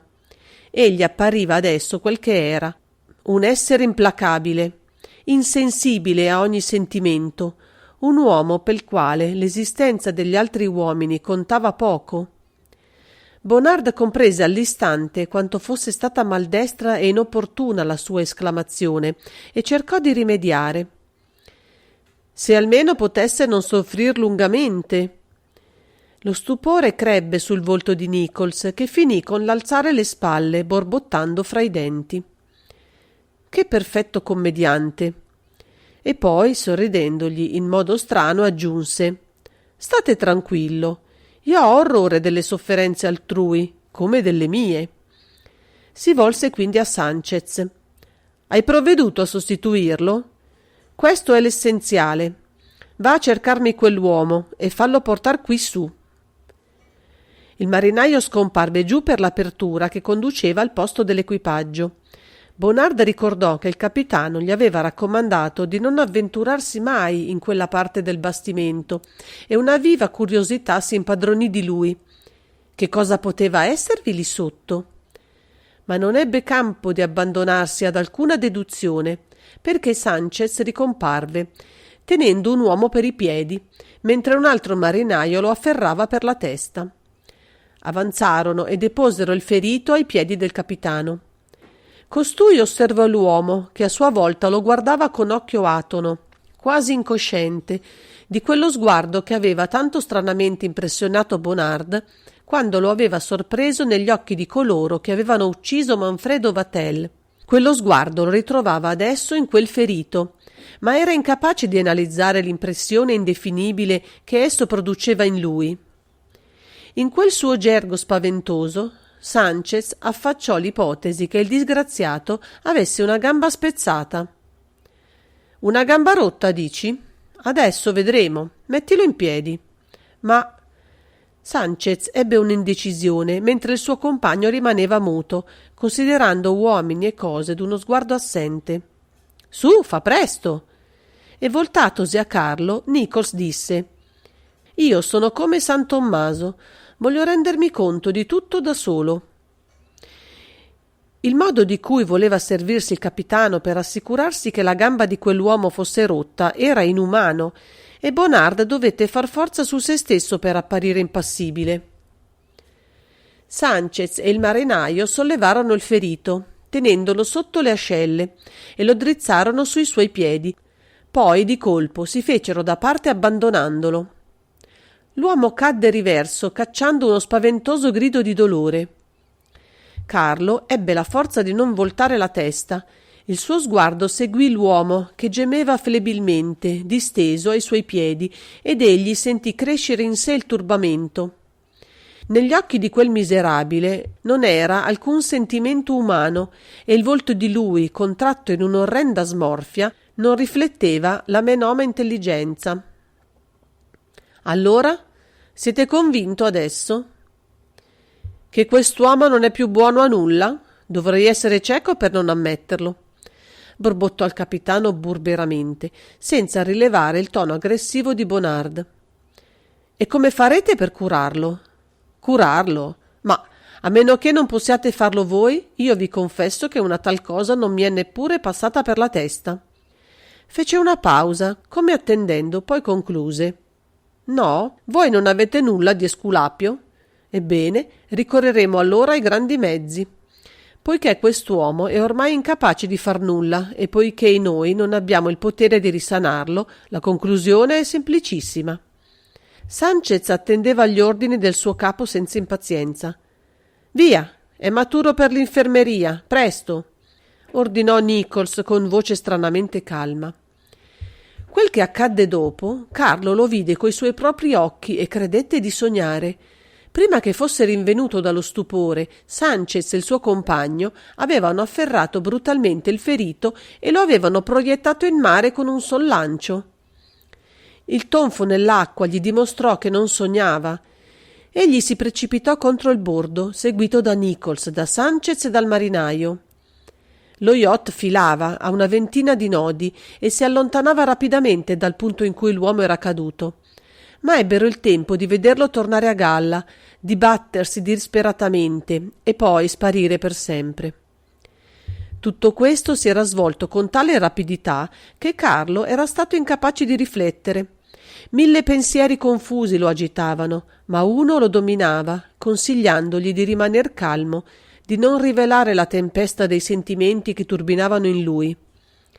Aveva constatata una volta di più la incredibile crudeltà dell'uomo alla mercé del quale egli si trovava, e aveva potuto farsi un'idea dello stato di totale incoscienza in cui si trovavano gli uomini dell'equipaggio. Perciò, se teneva alla vita, doveva corazzarsi d'indifferenza, ricacciare i suoi più nobili sentimenti, dimenticare se stesso. Non doveva, non poteva essere che Manfredo Vatel. Ridivenuto padrone di se stesso, ebbe il coraggio di volgersi a Nichols e di dirgli: «È questa l'infermeria? Quando sarò ammalato mi guarderò bene dal dirvelo». Il capitano sorrise. «Che cosa dite? La vostra vita è troppo preziosa perché io ricorra per voi a tali rimedi». E si allontanò seguito da Sanchez e dal marinaio. Bonard provò un vero sollievo nel trovarsi solo. L'obbligo di fingere e di mentire gli pesava e le sue apprensioni s'erano ingigantite al punto da fargli sentire il bisogno di riflettere e di ritrovar se stesso per dominarle.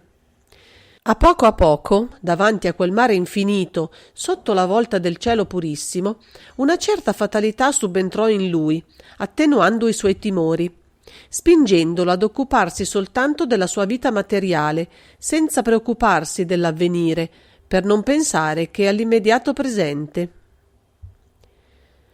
Dopo aver fatto colazione nella sala del quadrato degli ufficiali, Carlo si era ritirato nella sua cabina e per prima cosa si era messo a esaminare il contenuto della valigia di Manfredo Vatel, divenuta oramai la sua, nella speranza di trovarvi qualche oggetto o qualche documento che potesse illuminarlo sulla sua nuova personalità.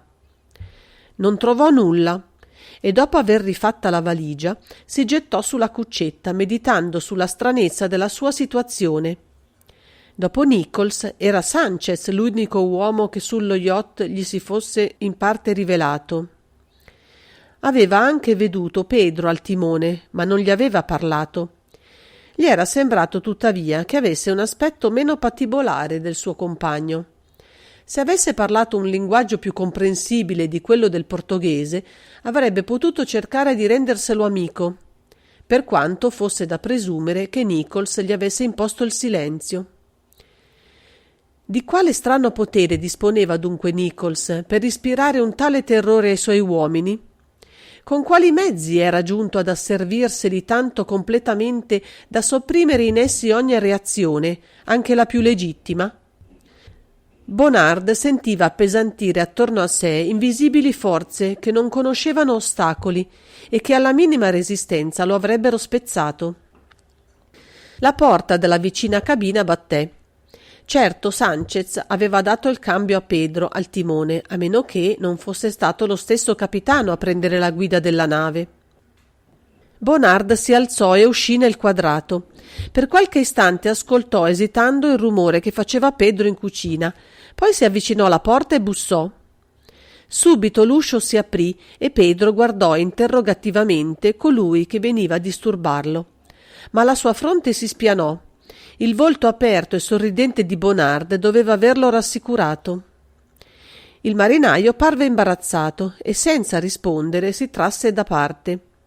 Carlo entrò e richiuse la porta dietro di sé. La cucina era piccola, ma bianca e netta. Dopo aver dato un'occhiata in giro, l'attenzione di Bonard ritornò a Pedro, basso e tarchiato. Costui doveva essere più giovane di Sanchez. Il suo volto, dall'ovale quasi perfetto, dalla pelle abbronzata al sole dei tropici, dagli occhi neri assai profondi, dalla fronte alta sotto i capelli neri e ricciuti, ispirava simpatia. «State lavorando?» chiese Bonard per rompere il silenzio. «Come vedete?» «Oh, qui non c'è mai un minuto di riposo». «Me ne sono accorto. E mi dispiace, perché con voi avrei potuto almeno conversare un poco, mentre Sanchez non capisce neppure una parola di francese. E la vita non è davvero divertente su questo yacht». «Così presto? Siete appena arrivato e il primo giorno di viaggio già vi sembra interminabile. Eppure dovete sapere quanto me che ogni viaggio dura da 25 a 30 giorni». «Accidenti!» Bonard non si aspettava un viaggio tanto lungo e dovette dominarsi per non manifestare la propria amara sorpresa. Aveva compreso che se non si fosse scoperto avrebbe potuto trarre da quell'uomo altre utili informazioni e non volle insistere al primo approccio. Salutò il marinaio e uscì dalla cucina. Nel quadrato si trovò davanti Nichols che lo osservava. «Voi ispezionate le cucine adesso?» «Che male c'è, capitano? Se ho potuto constatare che tutto è impeccabile sulla vostra nave». Il capitano alzò le spalle ed entrò nella propria cabina. Dopo un istante di incertezza, Bonard salì sul ponte. In fondo si sentiva rassicurato. Fin quando lo avesse creduto Manfredo Vatel, Nichols non avrebbe mai fatto nulla contro di lui.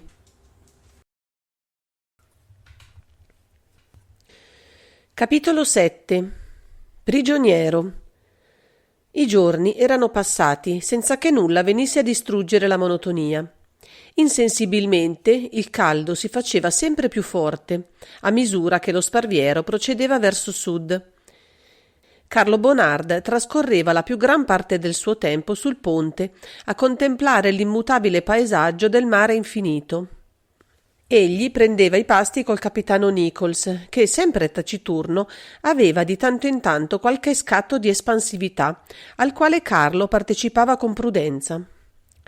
Forse Nichols si era ripromesso di conoscerlo a fondo e di farsene un amico, in previsione di una sua possibile successione al comando di quel potente e misterioso organismo che faceva capo al professor Zipak.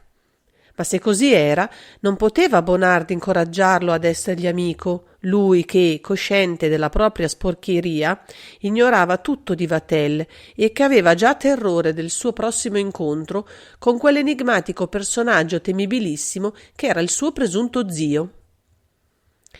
Scartato, e con ragione Nichols, su chi poteva contare lui? Sanchez, neppure a pensarci. Lo aveva giudicato e sapeva che l'uomo era completamente abbrutito dall'alcol e si ubriacava appena poteva, nonostante tutte le minacce del capitano. Pedro, veramente era questo l'uomo che gli ispirava minore avversione. Per Pedro egli era Manfredo Vatel, il passeggero dello Sparviero, il nipote del padrone, colui davanti al quale il capitano si inchinava. Una fama di crudeltà e di ipocrisia lo aveva preceduto sullo yacht, tanto che era facile comprendere che per tutte queste diverse ragioni una barriera insormontabile sarebbe sempre esistita fra loro due. Quanto all'equipaggio, Carlo non ne conosceva i componenti più del primo giorno. Egli, rispettando gli ordini di Nichols, non si era mai avventurato al posto dell'equipaggio e non era disceso nella sala delle macchine, ma non aveva potuto fare a meno di scorgere qualcuno di quei marinai, vero bestiame umano, guidato a colpi di bastone dal capitano, e quelli che aveva veduti gli avevano fatto tutti la medesima impressione. Erano individui accuratamente selezionati. Il torso nudo, essi rivelavano splendide costituzioni di uomini forti. Erano esemplari magnifici della razza umana, ma i loro gesti lenti e i loro sguardi inespressivi disonoravano la loro atletica bellezza.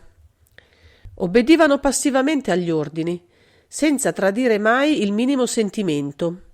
Non parlavano mai tra loro, e nessun grido e nessun canto rivelava la loro presenza. Lo si sarebbe detto un equipaggio di muti. Carlo sentiva pesare su di essi un impenetrabile mistero e ne era atterrito.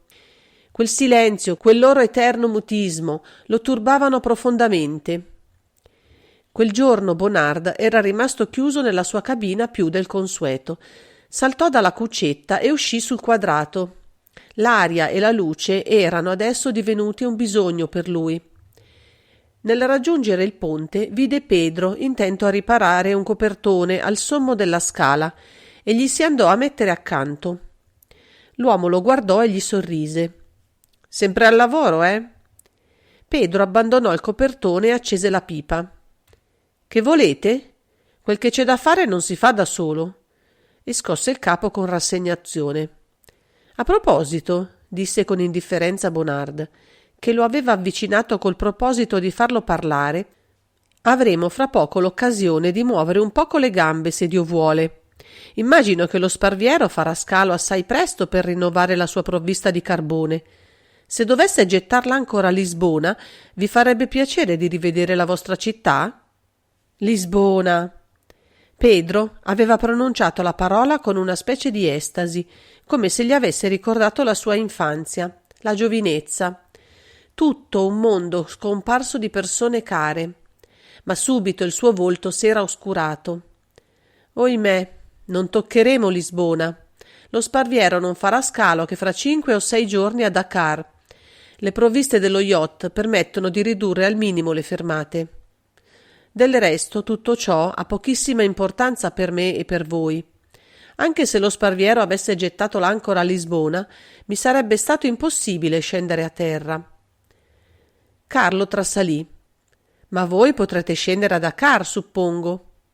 «Ma no, il capitano non vuole». Un senso di ribellione sorse nel giovane, facendogli perdere la calma che si era imposta. Come? Col pretesto d'una consegna incomprensibile, voi siete condannato a vivere eternamente su questo ponte in compagnia di Sanchez? È inammissibile.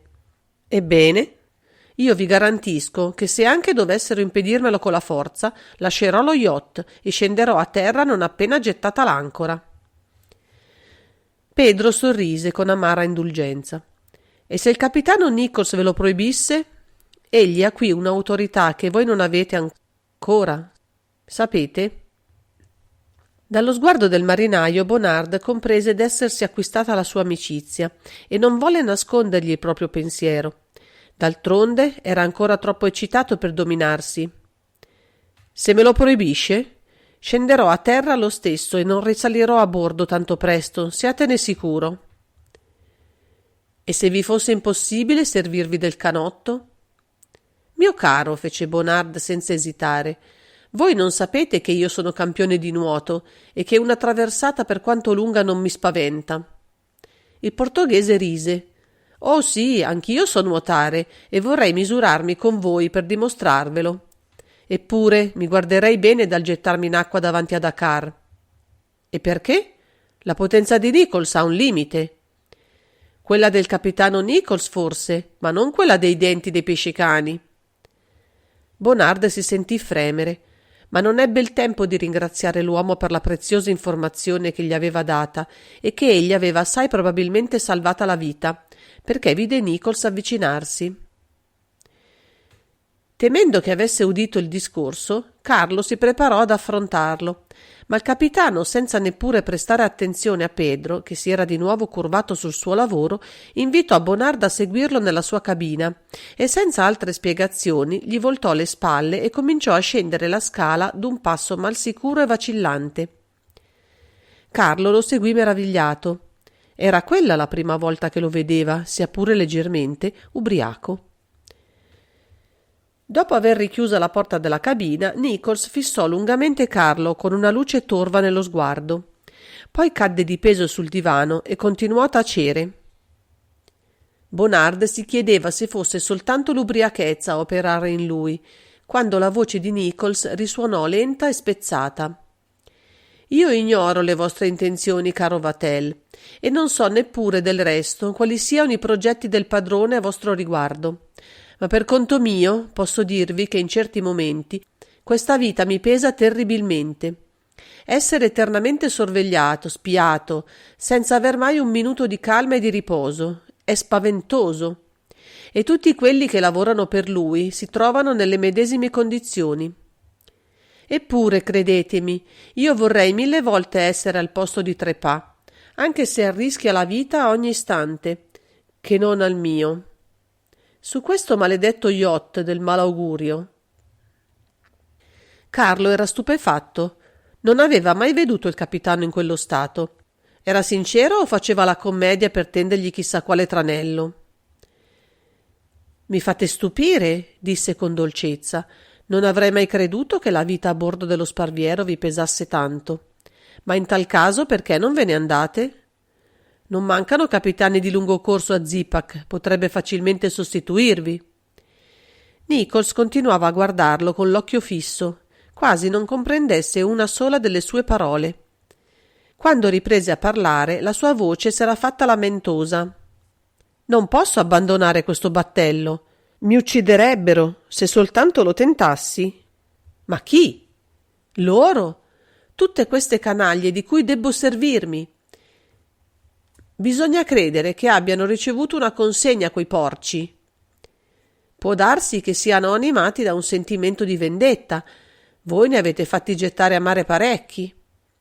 Io non ne ho ucciso nessuno. È Zipak che li ha uccisi, sì, lui, tutti.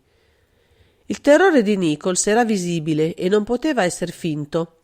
Bonard doveva comprendere assai più tardi quanto esso fosse profondo e paralizzante. In quel momento era possibile indurre il capitano a dir di più. Si era accasciato e i suoi occhi avevano perduto ogni bagliore di intelligenza. Carlo volle fare tuttavia un tentativo. «Quando arriveremo a Dakar?» chiese a voce alta, battendo sulle parole. Nichols lo guardò e fece uno sforzo. Esattamente non posso dirvelo adesso. Fra 3 o 4 giorni. Lo Sparviero non ha fretta e io preferisco non incontrare i piroscafi regolari che servono le coste occidentali dell'Africa. Allora, fra 3 o 4 giorni riprenderemo contatto con la terraferma? Il capitano ebbe una specie di sussulto e si agitò, ma tacque. Il suo occhio fissava ora Bonard come se lo scrutasse. Spero che mi sarà permesso di visitare la città, non è vero? Io non conosco Dakar e neppure l'Africa del resto. Aveva scandito le sillabe, quasi avesse parlato a un sordo, e attese. L'effetto superò le sue previsioni. Nichols si sollevò di colpo. Che cosa? Abbandonare lo Sparviero? Andare a terra? No, non ci pensate neppure.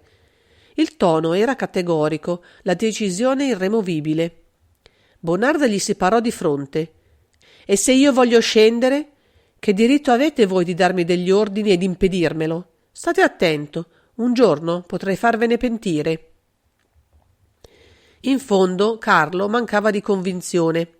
Aveva giocato la sua carta, tentando di intimidire il capitano in un momento in cui l'alcol lo rendeva debole, ma non sperava molto in quel tentativo. Nichols, completamente padrone di sé, lo fissò con freddezza. Voi non scenderete a terra, perché io ho ricevuto l'esplicita consegna di impedirvelo a qualunque costo, e non ho altro da dirvi. Lo sforzo cerebrale fatto esaurì l'energia fittizia di quell'uomo, ed egli ricadde sul divano in preda a una leggera ebetudine, con l'occhio perduto nel vuoto, senza più vedere il suo ospite. Carlo comprese che sarebbe stato inutile ogni altro tentativo e uscì dalla cabina, in preda a un turbamento che non cercava di nascondere. Una sorda e terribile collera lo invase e quando fu chiuso nella sua cabina dovette fare un enorme sforzo su se stesso per impedirsi di fracassare tutto attorno a sé. Tanto il bisogno di esplodere lo spingeva. Riuscì tuttavia a contenersi e si gettò fremente sulla cuccetta. Prigioniero. Era prigioniero di quella gente e andava verso chissà quale destino.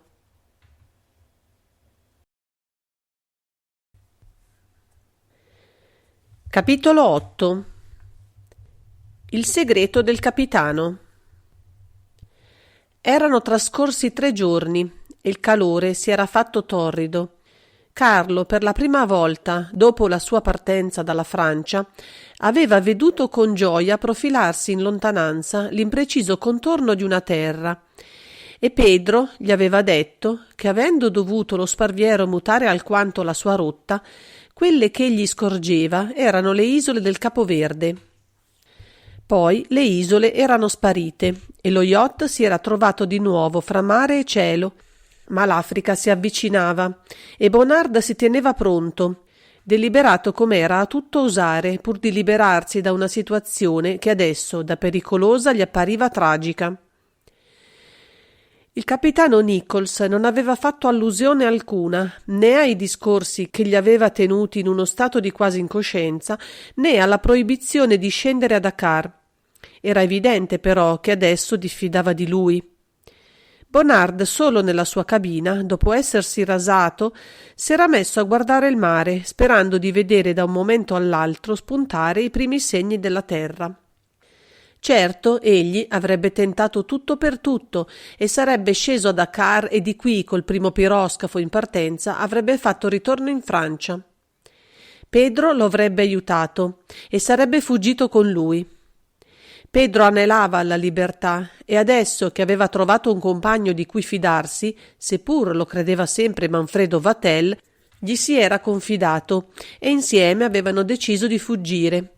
Per quel che riguardava l'ora e il modo, non avevano nulla deciso. Avrebbero approfittato dell'occasione e si sarebbero affidati al caso. Una cosa dovevano fare entrambi a ogni costo: fingere e mostrarsi estremamente prudenti. Soltanto il capitano possedeva sullo yacht un vero arsenale di armi e da solo avrebbe potuto tener testa a tutto l'equipaggio. Un colpo bussato alla porta fece sussultare Bonard, che immaginando chi poteva essere andò ad aprire con una sorda collera dentro di sé. Era proprio Nichols, infatti, che ritto davanti all'uscio gli sorrideva. «Si può entrare? Vi ho cercato sul ponte. Credevo che, secondo il solito, steste chiacchierando con Pedro». Entrò e sedette.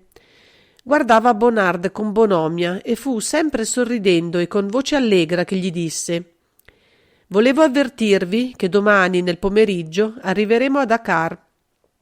Ci fermeremo qualche ora appena, il tempo strettamente necessario a rifornirci di combustibile, sicché a voi sarà proprio impossibile scendere a terra. Mi dispiace, ma debbo dirvi che vorrei proprio che non tentaste neppure di lasciare lo yacht. Ci siamo intesi?» Bonard era profondamente turbato, non per l'ordine che gli si dava e che lui conosceva del resto, ma perché il momento dell'azione era prossimo e così carico d'imprevisto. Fu con indifferenza tuttavia che rispose: «Peccato. M'ero ripromesso di passar qualche piacevole ora a terra dopo tanti giorni di mare. Pazienza, sarà per un'altra volta». Nichols lo fissò in silenzio, poi si alzò e uscì dalla cabina, senza neppure darsi la pena di richiudere la porta. Carlo lo guardò allontanarsi e un oscuro senso d'inquietudine lo assalì. Gli avvenimenti precipitavano e lui, a momenti, si sentiva incapace di fronteggiarli. La mattina seguente era appena l'alba quando Bonard si destò, dopo una notte agitata e un sonno pieno di incubi. Si vestì in fretta e aprì con cautela la porta. Il quadrato era deserto. Camminando sulla punta dei piedi raggiunse la cabina del capitano e applicò l'orecchio al battente di quercia. Il suono di una respirazione lenta e regolare lo rassicurò. Nichols dormiva. Quanto a Sanchez, un vero russar da porco usciva dalla sua cabina, attestandone la presenza. Carlo salì rapidamente la scala e, messo il piede sul ponte, vide Pedro al timone. Lo raggiunse e gli disse sorridendo: «Gran giornata questa, Pedro. Il capitano mi ha comunicato che oggi faremo scalo a Dakar». «Lo sapevo, signor Manfredo. Come volete che il capitano possa nascondere un fatto tale a Sanchez e a me?» Bonard tacque un istante scrutandolo, poi mormorò: «Voi conoscete le mie intenzioni, Pedro?» Un sorriso ambiguo apparve sulle labbra del marinaio, che anche lui a voce bassa disse: «Questa notte il canotto sarà pronto. Non una parola di più». Poi a voce alta continuò: «Credo che si levi il vento, signor Manfredo. Il tempo si guasta». Carlo comprese che Pedro aveva oscuramente obbedito a una oscura intuizione e senza fretta si allontanò da lui. Nel volgersi scorse subito il busto di Nichols che emergeva dal boccaporto del quadrato. Il capitano aveva quella cattiva espressione che lui gli conosceva e non appena si accorse d'esser stato scoperto, un'ombra di disappunto gli passò sul volto. Bonard, facendo mostra di nulla, lo interpellò gaiamente: «Anche voi, capitano, venite a prendere il vento?» Senza esitare Nichols gli rispose: «Sì, sono venuto anch'io a consultare il tempo. Come vi ha detto Pedro, c'è in prospettiva una tempesta. Se posso darvi un consiglio, tornate nella vostra cabina per non bagnarvi». Carlo non fece a tempo a rispondere perché il capitano, con un moto imprevedibile e rapidissimo, si era precipitato sopra un uomo disteso in un angolo del ponte. Era un marinaio che, venuto a prendere un po' di fresco, in coperta vi si era addormentato. Nichols lo assalì a pedate e, fattolo rizzare, gli somministrò una gragnuola di pugni. L'uomo, svegliato di soprassalto, non oppose la minima resistenza e, curvando la schiena, fuggì verso il posto dell'equipaggio. Carlo aveva avuto dentro di sé un moto di ribellione violenta, ma si era dominato. Ancora poche ore da rimanere sullo sparviero, si disse, e poi l'incubo sarebbe finito. «Avete un modo sbrigativo di svegliar la gente, voi, capitano», disse con indifferenza. Nichols lo fissò lungamente. con uno sguardo freddo e penetrante, dove brillò un lampo di crudeltà. Il tono disinvolto del giovanotto lo confondeva. Non rispose, limitandosi ad accennare un debole sorriso. Poi si volse di colpo e disparve giù per la scala. Carlo si avvicinò a Pedro. Non è di buon umore stamattina. Il marinaio scosse la testa. Non è questo. Lui ha proibito agli uomini dell'equipaggio di salire sul ponte, all'infuori di quando la loro presenza è assolutamente indispensabile. Siamo Sanchez e io a turno a portar loro il nutrimento. Vorrei che lo vedeste. Mangiano come bestie. Io non so immaginare dove Nichols vada a pescarli, ma è proprio la feccia della società quella che costituisce l'equipaggio di questa nave. Dentro di me non sono mai tranquillo quando scendo laggiù. Non sono armato e non si sa mai quel che può accadere. Fatevi animo, gli disse Carlo, battendogli una mano sulla spalla. Domani li avrete lasciati per sempre. Speriamolo, esclamò il marinaio con un sospiro. La colazione fu più triste del solito per un certo nervosismo che era nell'aria, fatto di attesa, d'ansietà e di ritegno. Bonard e Nichols si osservavano gli sottecchi, sornionamente, come due avversari che temono d'affrontarsi, e su tutti pesava un calore umido atroce. Subito dopo mangiato, Carlo era andato a chiudersi nella sua cabina per evitare ogni colloquio col capitano. Era troppo nervoso e temeva di tradirsi. Le ore passavano. Con calma aveva tutta la sera davanti a sé. Il giovane aveva utilizzato il guardaroba di Manfredo Vatel e aveva indossato un abito grigio che gli dava un aspetto elegante, pur facendolo passare inosservato. Dopo essersi vestito, aveva meditato lungamente, esaminando uno dopo l'altro i molti progetti che gli passavano pel cervello. Un leggero rumore lo indusse ad accostarsi alla porta. Tentò la serratura e si avvide soltanto allora che l'uscio era chiuso a chiave dal di fuori. Il pannello spesso e resistente costituiva una barriera insormontabile. Si guardò attorno, ma non aveva né un utensile né un'arma capace di aprire una breccia nel legno. Era prigioniero. Udì la voce ironica di Nichols attraverso la porta e una collera fredda lo assalì. Scusatemi, caro Manfredo, se sono stato costretto a prendere questa precauzione, ma voi mi siete apparso un po' nervoso nei giorni scorsi e io non voglio espormi a qualche scandalo quando saremo a Dakar. Sono certo che mi comprendete e che non farete nulla che possa nuocervi. Appena lasciato il porto, vi riaprirò. Arrivederci. E si allontanò, lasciando Carlo che dovette fare uno sforzo sovrumano per non gridare e non gettarsi come un disperato contro la porta. Ogni sua speranza era svanita. Si diresse alla finestra e constatò che avevano approfittato di qualche sua assenza dalla cabina per bloccare anche quell'uscita, fermando il vetro, che era doppio e infrangibile. Che fare? Sfinito, depresso, si lasciò cadere nella sua cuccetta e s'addormentò. Quando si destò era buio. Quante ore aveva dormito? Si gettò dal letto e corse alla finestra. Dopo qualche secondo i suoi occhi si abituarono all'oscurità e lui vide qualche oscura massa in lontananza e qualche luce. Non v'era dubbio, lo sparviero era ancora in porto. A mano che il tempo passava, l'angoscia di Carlo si faceva più grande. Oramai non aveva più che una sola debolissima speranza, che Pedro potesse intervenire. Ma come? E dov'era Pedro? Certo, il marinaio doveva sapere che egli era prigioniero e impotente, ma in quel modo avrebbe potuto farlo uscire di lì dentro?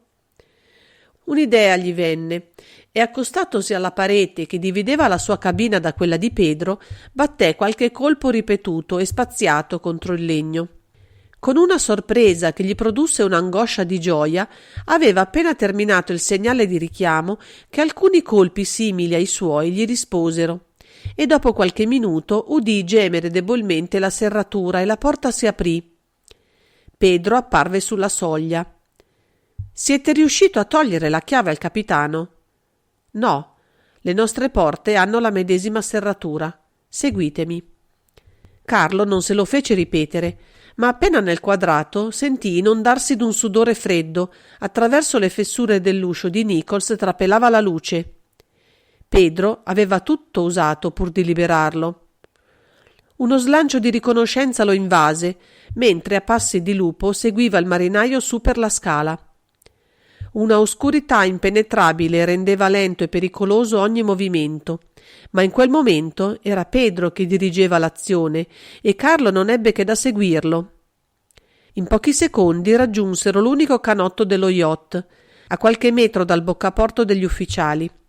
La manovra di calare in acqua l'imbarcazione era pericolosa.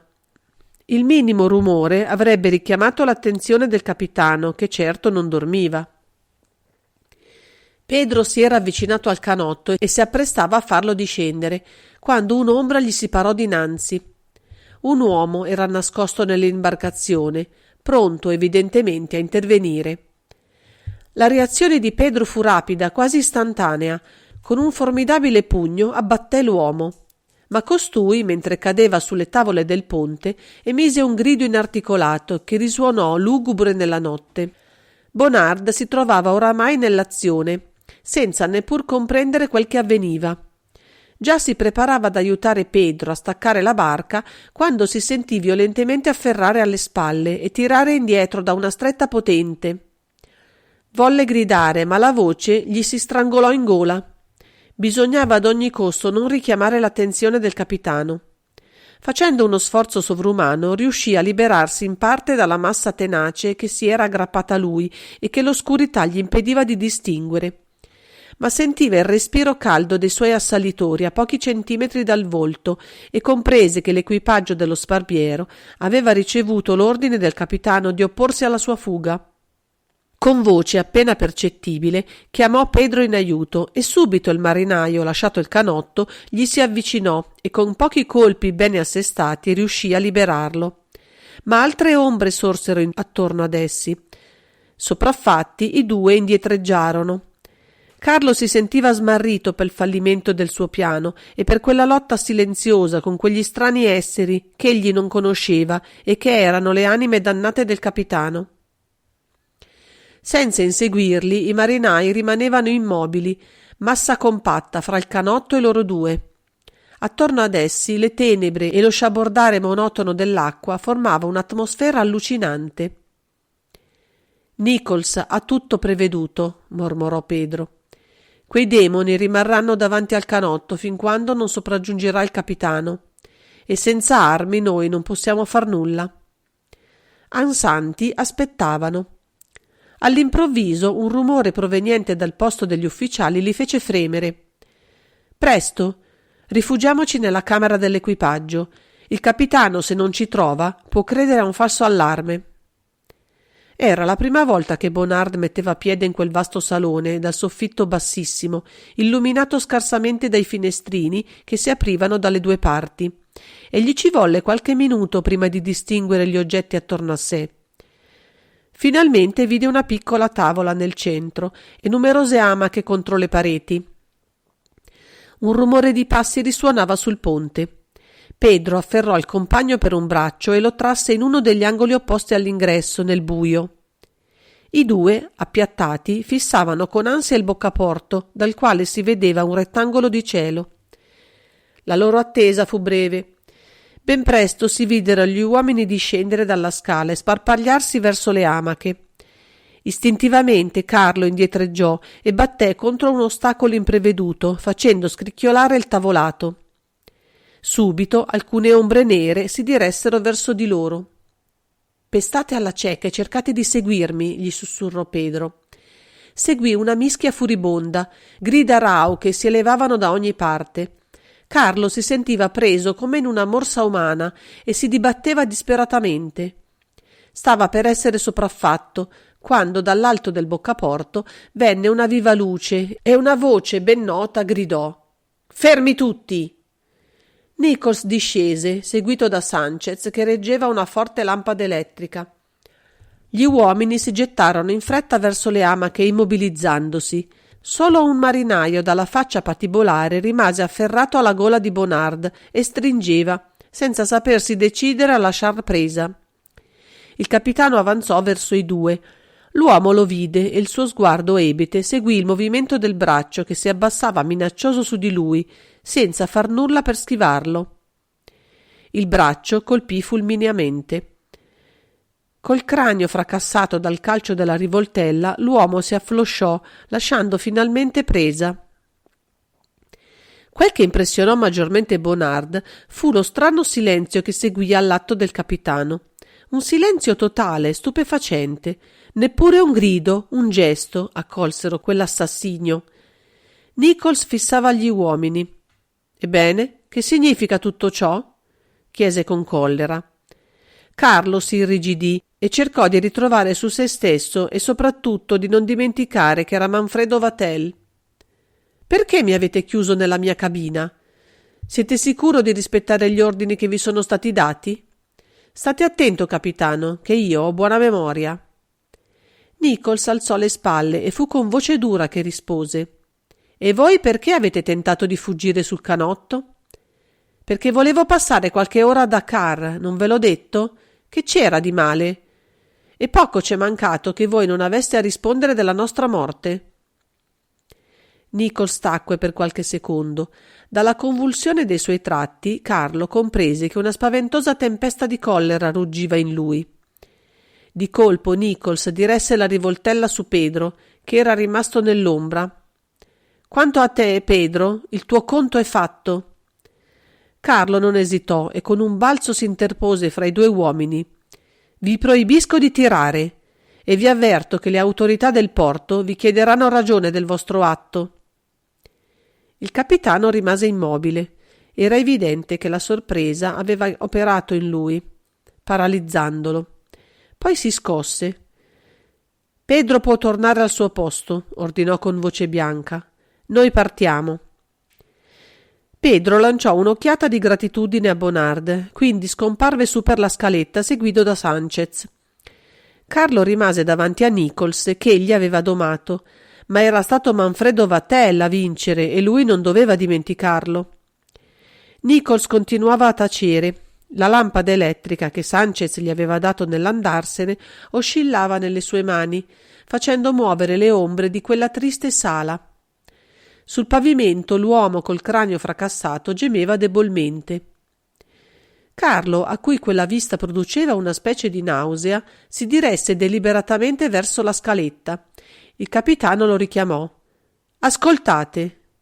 Pedro, l'uomo che voi onorate della vostra amicizia, caro Manfredo, è ricercato dalla polizia portoghese per aver commesso un delitto». Fu la volta di Carlo ad alzare le spalle, ma le parole di Nichols lo avevano colpito. Era vero quel che gli diceva, o era una menzogna per cercare di distaccarlo dall'unico amico che avesse a bordo? «E di costui che cosa farete?» Il capitano diede un'occhiata al moribondo. «Oh, non vi preoccupate. Appena lo sparviero avrà salpato, lo getteremo a mare». Carlo non si sentì affatto commosso e si stupì lui stesso di poter rimanere così calmo, senza provare la minima indignazione per quel nuovo delitto. «Perché diavolo non mi avete detto che i vostri uomini sono così poco socievoli? Io non sarei disceso qua giù se li avessi conosciuti, credetelo». Nichols zufolò, come sempre faceva quando era imbarazzato. Esitava a rispondere. Finalmente barbottò una spiegazione confusa, che valse soltanto ad aumentare la perplessità di Bonard. «I nostri uomini sono stupidi e feroci come bestie, ma sono uomini. Il professor Zipak non fa miracoli. Sono uomini, vi dico. Andiamo, venite, e non rimettete mai più piede qui dentro». Carlo non se lo fece ripetere 2 volte e raggiunse rapidamente il ponte. Aveva estremo bisogno di respirar l'aria pura.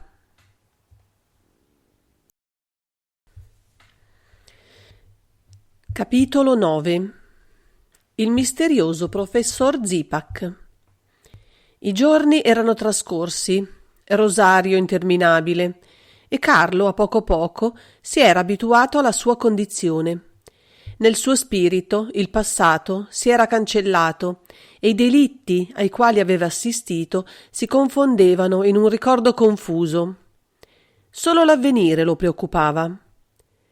Quella mattina, vedendo la luce entrare dal finestrino, egli si disse che cominciava una giornata come le altre. Esitava a scendere dalla sua cuccetta quando la porta della cabina si aprì e Nichols apparve. «Probabilmente arriveremo questa sera. Vi avverto, perché voi possiate rendervi presentabile», disse con voce indifferente e scomparve. Carlo si levò e lentamente si mise a fare la propria toeletta. Presentabile? Era stata quella parola a richiamarlo alla realtà della sua situazione e a farlo riflettere. Qual era il prossimo ignoto che lo attendeva? L'isola è di origine recente, vulcanica naturalmente, ed è stata scoperta dal professor Zipak nel corso delle sue peregrinazioni attraverso il mondo. Carlo ascoltava Nichols distrattamente. Tutta la sua attenzione era rivolta al minuscolo punto che ingrandiva a vista d'occhio, ed era turbato. Il suo prossimo incontro con l'uomo che attendeva, Manfredo Vatel, non aveva nulla di rassicurante per lui. Ci volle ancora un'ora buona prima che lo sparviero accostasse a terra. Fu uno spettacolo di selvaggia desolazione che si presentò agli sguardi di Carlo, ma lo yacht girò attorno all'isola e il paesaggio mutò improvvisamente. Adesso egli vedeva una conca verdeggiante scendere dolcemente verso il mare. «Siete una delle poche persone che conoscano Alice Goland». «Alice Goland», ripeté macchinalmente Bonard. L'isola ha qualche punto di contatto con l'isola di Alice Goland nel mare del Nord. Naturalmente la formazione geologica ne è differente. Qui ci sono 2 coni vulcanici che nell'isola nordica mancano. La notte cadeva rapidamente, ma l'ancoraggio si compì con facilità. Dopo aver messo piede a terra, Nichols si rivolse al suo passeggero con tono quasi deferente. «La mia missione è terminata, caro Manfredo. Seguitemi e vi presenterò a vostro zio». Si misero in cammino per un sentiero abbastanza largo, praticato attraverso la parte boscosa della lingua di terra, sulla quale la barca era attraccata. Dopo una ventina di minuti sbucarono improvvisamente dinanzi a un edificio massiccio di un sol piano, costruito con la sola preoccupazione di edificare una dimora solida. Certo, nessun architetto doveva essersene occupato. Nichols si fermò davanti a una solida porta che si aprì dinanzi a loro. Un uomo, che evidentemente stava aspettando il loro arrivo, si fece da parte per farli entrare. «Ben è arrivato, capitano Nichols. Il professore vi attende». Fecero un corridoio semibuio e il cameriere spalancò una porta che si apriva sopra una stanza brillantemente illuminata. Carlo entrò, cosciente del momento critico. A tutta prima vide soltanto che l'uomo lo attendeva. Un gigantesco vecchio, leggermente curvo, dalle spalle quadrate e dall'apparenza massiccia. La testa sembrava tagliata nel legno fesso. Gli occhi, di un grigio cenere, erano sormontati da sopracciglia cespugliose. Una piega amara gli contraeva la bocca. E il mento, sporgente, armonizzava col naso grosso e diritto. A coronare quel volto indimenticabile stava una folta capigliatura grigia arruffata. Il professor Zipak, in piedi, ravvolto in una veste da camera scura, si appoggiava alla scrivania di quercia. Osservò minutamente, con una penetrazione da dar fastidio, lo sconosciuto che accompagnava Nichols, e fu soltanto dopo qualche secondo di quell'esame che disse: «Sta bene, Nichols, vi ringrazio. Potete andare a riposarvi. A domani». Il capitano si inchinò e uscì. Rimasti soli, Zipak parlò subito. «Mio caro Manfredo, vi chiedo perdono di non essere un parente molto espansivo, ma anche voi non siete punto sentimentale e potete comprendermi. Debbo dirvi subito che mi avete secondato in modo perfetto e me ne rallegro. Sedete». Carlo sedette subito. L'ansia di quella prova lo aveva esaurito e le gambe lo reggevano appena. Zipak andò a sedere alla sua poltrona davanti alla scrivania. Si assorbì per qualche istante, poi cominciò a parlare con voce lenta, adoperando una lingua assolutamente pura. Le sue confidenze furono stranamente interessanti, soprattutto per quel velo di mistero che avvolgeva la personalità del professore e che le sue parole furono ben lungi dal dissipare. Fece rivivere quel che era stata la sua vita errante attraverso il mondo, ma senza attardarsi in particolari. Negli ultimi anni si era dato alla geologia e i suoi studi lo avevano condotto nel sud-ovest africano, in quelle plaghe sabbiose deserte e ostili, il cui sottosuolo nasconde ricchezze incalcolabili. Zipak non precisò se la sua spedizione aveva avuto uno scopo puramente scientifico. In seguito ad avvenimenti sui quali sorvolò, il professore aveva scoperto quell'isola, situata a varie centinaia di chilometri dalla costa africana. Dopo una lunga pausa riprese. Basterà che io vi ricordi un fatto, mio caro Manfredo, perché voi comprendiate. Nel 1887, dopo la scoperta del primo brillante nei dintorni di Kimberley, l'estrazione della terra turchina si fece sul principio sotto la volta del cielo, nelle anfrattuosità degli antichi vulcani. E in questa isola perduta in pieno oceano voi avete rinvenuto un giacimento? Esclamò Carlo. Esattamente. Ho qui una trentina di uomini che estraggono la pietra e procedono al lavaggio e alla cernita, secondo i più moderni sistemi in uso nelle miniere dell'Unione. L'estrazione è qui però assai più difficile e la foratura delle gallerie molto più pericolosa, anche per la difficoltà di areazione. Per poter avere la forza motrice ho dovuto vincere ostacoli indicibili.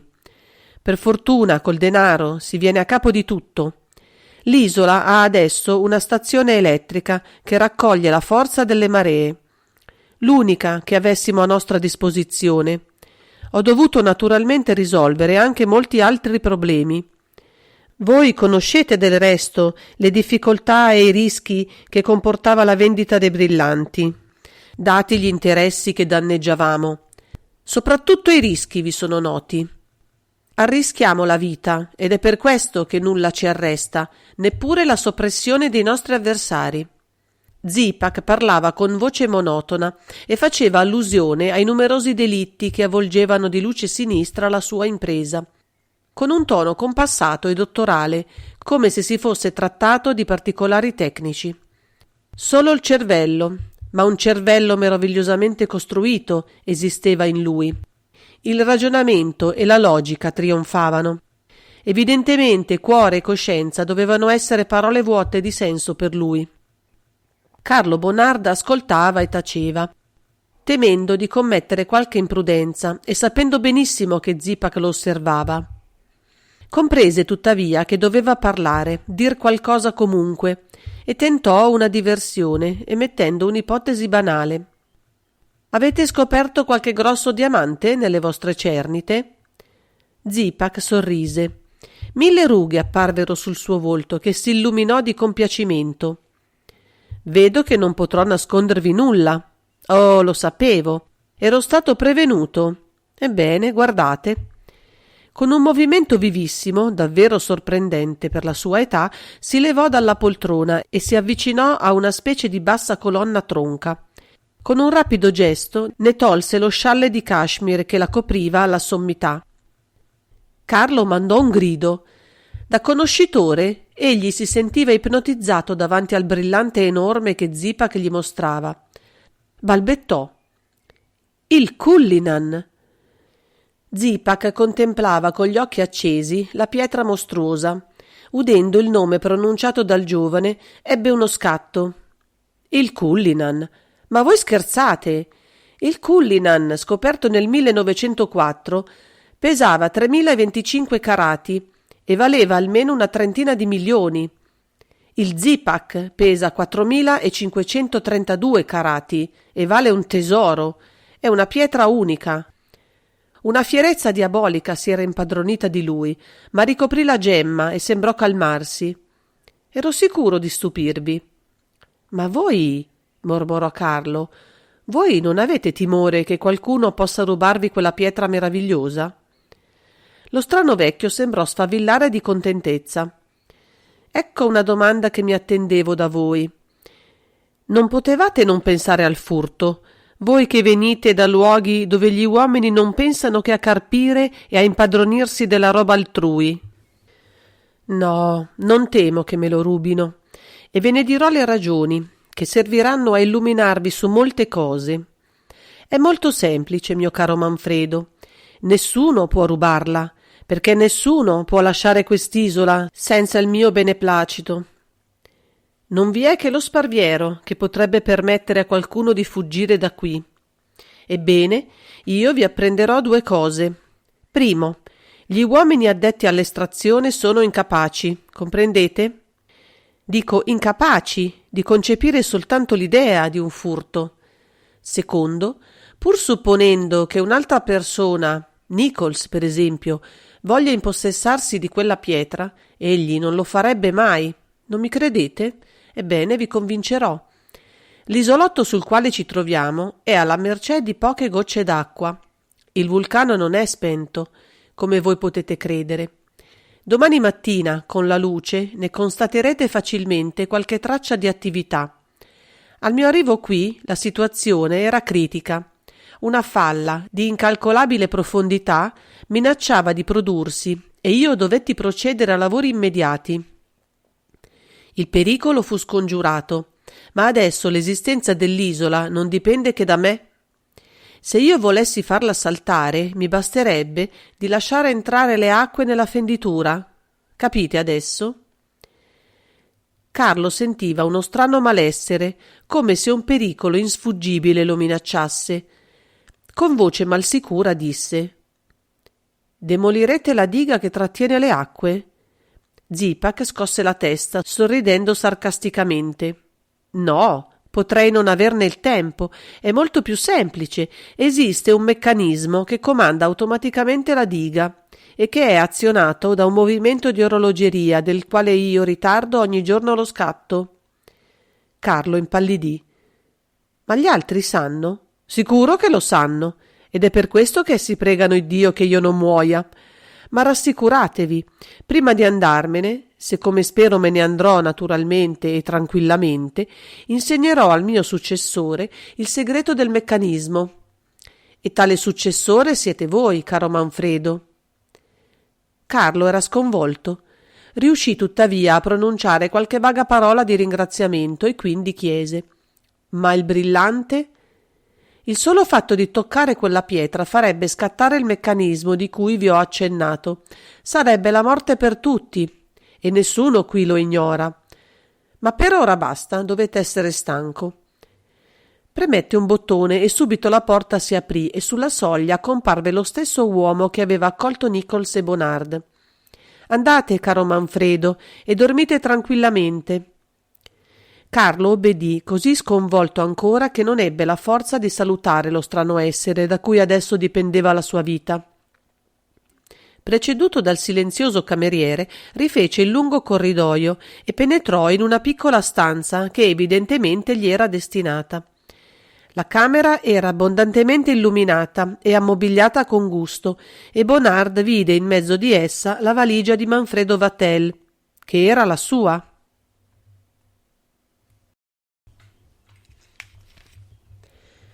Capitolo 10. L'allucinante mistero. Carlo si destò di buon'ora e subito lasciò il letto. Il sole illuminava la camera e il caldo in quell'isola era tollerabile. Era già vestito quando udì un passo avvicinarsi e la porta si aprì.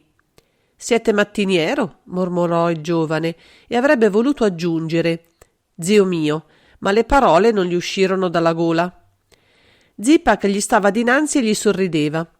Sopra l'abito di tela grigia indossava un'inverosimile vestaglia a fiorami d'ogni colore, che faceva uno strano contrasto col suo volto austero. «Vi sono venuto a prendere per far colazione assieme, mio caro Manfredo. Vi condurrò poi a fare il giro dell'isola. Ne sarò felice e calcherò con vera gioia la terraferma, dopo tanti giorni trascorsi sullo Sparviero». Lo credo. A proposito, ho i saluti per voi del capitano Nichols. Egli ha salpato da un'ora. L'idea che quell'ultimo legame col mondo civilizzato si fosse anch'esso rotto produsse uno strano senso di smarrimento in Bonard, che non seppe trattenere un gesto di dispetto. Dovevate aspettarvelo, caro Manfredo. Lo sparviero è ripartito con un altro piccolo lotto di pietre per San Paolo di Loanda e tornerà fra qualche giorno, recandoci viveri e quant'altro ci abbisogna. Con lui arriverà anche Trepas, che voi conoscete. Carlo si sentì mancare e fu sollevato mercé uno sforzo di volontà davvero eroico che riuscì a padroneggiarsi e a fingere d'indifferenza. Trepas era stato in rapporto continuo e diretto con Manfredo Vatel. Se scendeva nell'isola, lui era perduto. Da Zipak non avrebbe certo ottenuto alcuna pietà. Gli sembrava di vedere aleggiare attorno al vecchio un'ombra impalpabile, un mistero che non riusciva ad afferrare e che rendeva la personalità del professore singolarmente inquietante. «Ma Trepas è in Francia!» esclamò aggrappandosi disperatamente a quel fatto che riteneva sicuro. Zipak scosse la testa. «No, gli ho ordinato di imbarcarsi a Lisbona per l'Angola. Se avesse dovuto ritardare avrebbe preso l'aeroplano, ma sarà puntuale al convegno, non dubitatene». Carlo si irrigidì. Gli occorreva conservare il suo sangue freddo e cercare di dimenticare gli avvenimenti. Certo, l'arrivo di Trepas voleva dire la morte per lui. Non soltanto Zipak avrebbe scoperto la sua impostura, ma avrebbe appreso anche la morte di Manfredo Vatel. «Non parliamo più di Trepas ora. Venite, Manfredo. Ho in serbo per voi una sorpresa». Bonard seguì il professore senza entusiasmo. Che altro lo aspettava adesso? Dietro a Zipak percorse il corridoio, cercando di rendersi conto della topografia della casa. Il vecchio lo condusse in una vasta sala da pranzo. La ricchezza del mobilio, davvero sorprendente in quell'isola, sperduta in mezzo all'oceano, non fece a tempo a colpire Carlo, che rimase ben altrimenti sorpreso nel vedere seduta alla tavola centrale una donna. Giovanissima, costei, era assai bella. Il volto regolare appariva pallidissimo, come se l'ombra di un'idea fissa e dolorosa l'opprimesse. «Signorina?» mormorò Bonard, ritto davanti a quella sconosciuta che lo guardava. Zipak rise. «Scusatemi, figlioli miei, non avevo pensato che i due soli membri superstiti della mia famiglia non si conoscevano fra loro. Manfredo, questa è vostra cugina Magda. È polacca, ma comprende perfettamente il francese e sa chi voi siete, perché è da 2 mesi che si trova con me e io le ho parlato assai spesso di voi». Carlo guardava la cugina di Manfredo Vatel. Benedetto il cielo che ella non conosceva suo cugino. Fece un passo verso di lei e le tese la mano. Oh, non c'era dubbio che il vecchio le avesse parlato di Manfredo, altrimenti la giovinetta non avrebbe avuto quel lampo di terrore nello sguardo e non le avrebbe dato la sua mano con tanta visibile ripugnanza. La colazione fu triste e silenziosa. Solo Zipak parlava. Carlo soffriva intensamente al pensiero di ispirare un tal senso di repulsione. Agli occhi di Magda egli doveva apparire come un nuovo nemico, un complice di Zipak e dei suoi delitti. Il professore, sapendola in suo completo potere, aveva dovuto parlarle senza reticenze, svelandole i suoi progetti più segreti. Terminato di mangiare, Zipak si levò. «Andiamo, Manfredo. Magda, tuo cugino, verrà a tenerti compagnia, dopo che l'avrò condotto a visitare l'isola». «Allora, mio caro Manfredo, che cosa pensate di Magda? È bella, n'è vero?» Carlo, tutto assorto a contemplare lo spettacolo che gli si offriva, non rispose. Attraverso gli alberi scorgeva lo specchio luminoso dell'oceano che si stendeva immenso fino all'orizzonte e provava una profonda sensazione di solitudine. «Andiamo, venite!» Dopo aver girato attorno alla villa, Bonard si trovò davanti a uno spettacolo totalmente diverso. A qualche centinaio di metri si ergeva la rupe scoscesa, già osservata dallo yacht, che limitava nettamente la conca verdeggiante e fiorita in cui si trovava la casa. La raggiunsero e Bonard vide un ascensore idraulico che conduceva alla sommità. Zipak sorrideva di compiacimento davanti all'evidente meraviglia del giovane. La salita in ascensore fu compiuta in pochi minuti e Carlo si trovò sopra uno spiazzo che aveva dinanzi a sé i 2 coni vulcanici. Il paesaggio era triste e desolato. Ai piedi di uno dei 2 vulcani si elevavano parecchie baracche, alle quali i 2 uomini giunsero in 10 minuti. Penetrarono in un vasto refettorio dove una ventina di operai, per la maggior parte negri, seduti attorno a una grande tavola, mangiavano con avidità. Nessuno di essi alzò neppure gli occhi sopra i nuovi arrivati e Zipak a sua volta sembrò ignorarli. Egli camminava sveltamente e traversato il refettorio Carlo vide una distesa di pozzi. «Ecco l'ingresso alla miniera», disse il professore indicando un pozzo. «Ha un centinaio di metri di profondità ed è l'unico in attività in questo momento. La terra è estratta a mezzo di carrelli che la trasportano direttamente al primo lavaggio. Ma vi spiegherò in appresso tutti i processi che si impiegano per estrarre le gemme.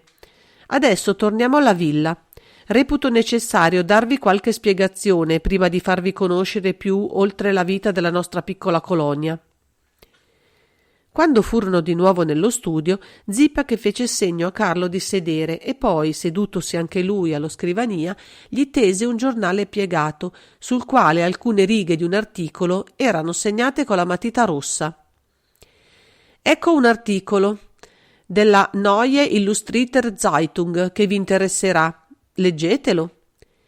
Carlo conosceva abbastanza bene il tedesco e lesse con meraviglia le poche linee sottolineate. Era la relazione di un caso singolare di tetano, o più propriamente le strane dichiarazioni fatte dal malato. Durante il corso della dolorosa malattia, costui aveva veduto all'improvviso empirsi di un'abbagliante luminosità la sala in cui era ricoverato. La tensione convulsa dei suoi muscoli era scomparsa come per incanto e il malato aveva provato una bizzarra sensazione. Aveva avuto l'impressione di sollevarsi orizzontalmente e di librarsi in aria, pur conservando il pieno possesso delle sue facoltà. Percepiva la sensazione di essersi liberato dal corpo. Il fenomeno era durato qualche minuto, poi il degente era ricaduto nella rigidità tetanica. «Non vedo come questa notizia possa interessarmi», disse Bonard restituendo il giornale al professore. Senza dubbio quell'ammalato era in preda al delirio. Soltanto così si può spiegare un tale fenomeno. Zipak tacque per qualche istante. «Allora voi non comprendete, eh? Avete mai pensato alla morte?» Carlo sussultò, poi cercò di scherzare. «Come avrei potuto non pensarvi, con tutti i cadaveri che ho dovuto vedere e di cui ho sentito parlare da quando sono al vostro servizio?» Ma si interruppe perché gli occhi di Zipak scintillavano di collera. «Manfredo, vi do un consiglio. Non provatevi mai a scherzare quando io parlo sul serio. Evitate di far sorgere in me quegli accessi di collera, nel corso dei quali io non sono più padrone di me stesso. Potrei giungere all'irreparabile e...» Si passò una mano sulla fronte come per dominarsi e tacque. Un brivido aveva percorso Bonard. «Scusatemi», mormorò, «non volevo offendervi». Zipak si lasciò andare nella poltrona, adagiandosi contro la spalliera e sorrise. «Vedete, mio caro Manfredo, io ho trovato il modo di separare il puro spirito dal corpo, ma non quello di farlo tornare nel suo involucro umano». Carlo si chiese se il vecchio non fosse divenuto improvvisamente pazzo, ma Zipak continuava. «Naturalmente voi non potete comprendere. È semplicissimo, tuttavia. Il corpo astrale di quell'ammalato si era allontanato per qualche minuto dal corpo mortale, pur rimanendo in contatto con esso, per un cordone fluido, e il dolore era cessato». «Ma di che cosa volete parlare?» esclamò suo malgrado Bonard, comprendendo sempre meno le elucubrazioni fantastiche del suo ospite. Zipak lo fissò. «Sì, è naturale. Voi siete ignorante, come tutti gli altri. Il mio segreto? Ma è necessario che io cerchi prima di farvi comprendere la più straordinaria teoria che il genio umano abbia emessa? Ho rivelato il mio segreto a Magda, non c'è ragione che lo nasconda a voi. Rimase per qualche istante pensieroso, poi riprese. Ogni essere umano ha in sé un io, per impiegare il linguaggio metafisico, un io eterno, e che si incarna nel corso dei secoli, sotto apparenze umane successive, sino a raggiungere la perfezione finale e a incorporarsi nell'infinito. Concepite questo sdoppiamento di ogni istante, questa lotta senza tregua contro la materia, contro tutti gli istinti scatenati? Immaginate una tale successione di incarnazioni e la morte vi apparirà di colpo liberata dal suo terrificante mistero. La morte non esiste.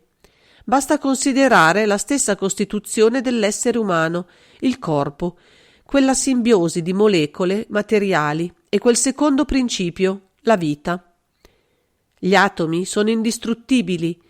La forza vitale è essenzialmente effimera. Un terzo principio è unito al corpo dalla forza vitale, l'anima, questo io eterno che percorre il ciclo completo delle sue incarnazioni prima di giungere al fine supremo. Quel che chiamiamo morte non è altro che la separazione dell'anima dall'organismo, la scomparsa dell'energia biopsichica producente la disgregazione delle molecole. La voce di Zipak s'era fatta più alta e decisa ed egli punteggiava le parole, battendo le sue dita ossute sul tavolo. Io sono riuscito a operare una tale separazione, prima della scomparsa della forza vitale. Io sono riuscito a far morire gli esseri umani, conservando intatta la loro materia organica. Gli uomini che avete veduti sullo Sparviero, quelli che avete veduti nella miniera, sono corpi privi di anima.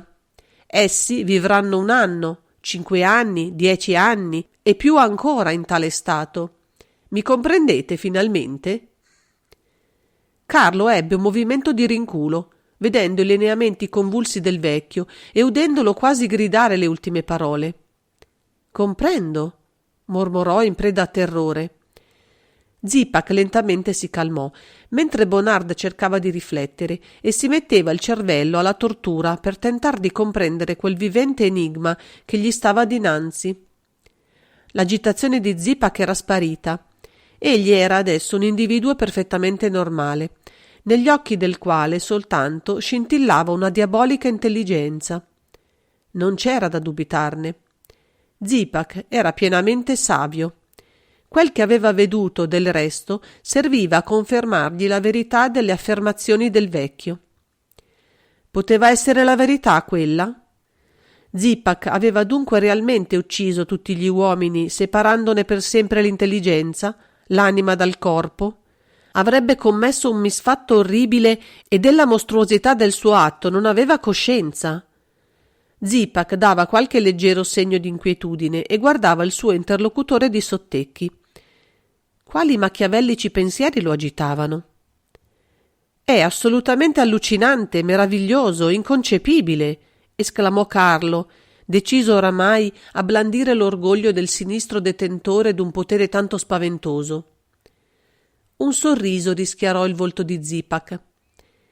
Quegli esseri sono il mio assoluto potere, sono meccanismi che io posso dirigere con la mia sola volontà. Al di là di un certo campo magnetico, la volontà di un altro uomo si può sostituire alla mia per comandarli. Ecco come si spiegava il mutismo dei marinai dello Sparviero e l'assassinio di Manfredo Vatel. Era stato Nichols a ordinare di ucciderlo. Ma come fate per trovar sempre nuovi individui? Chiese Carlo, che fremeva al solo pensiero di quei disgraziati caduti nelle mani dell'implacabile padrone dell'isola. Oh, facile! Durante le sue peregrinazioni lo yacht raccoglie ogni volta qualche povero diavolo che Nichols mi conduce qui. La mia operazione è indolore ed è semplice come l'estrazione di un dente. Il caso mi ha fatto scoprire quel che i più dotti biologi non immaginano neppure. Vi farò assistere a un'operazione. Risuonò a un tratto un leggero campanello che ruppe quella specie di incubo magico che pesava sul giovane. Carlo respirò come sollevato. Zipak si era alzato. Manfredo, mi duole di dover interrompere il nostro colloquio. Debbo tornare alla miniera. Vi lascio nella villa. Potete entrare in tutte le camere che non troverete chiuse. La biblioteca è a vostra disposizione. Prendete pure tutti i diamanti che volete, a eccezione dello Zipak. E uscì rapidamente, lasciando Bonard in preda a un vero tumulto di pensieri.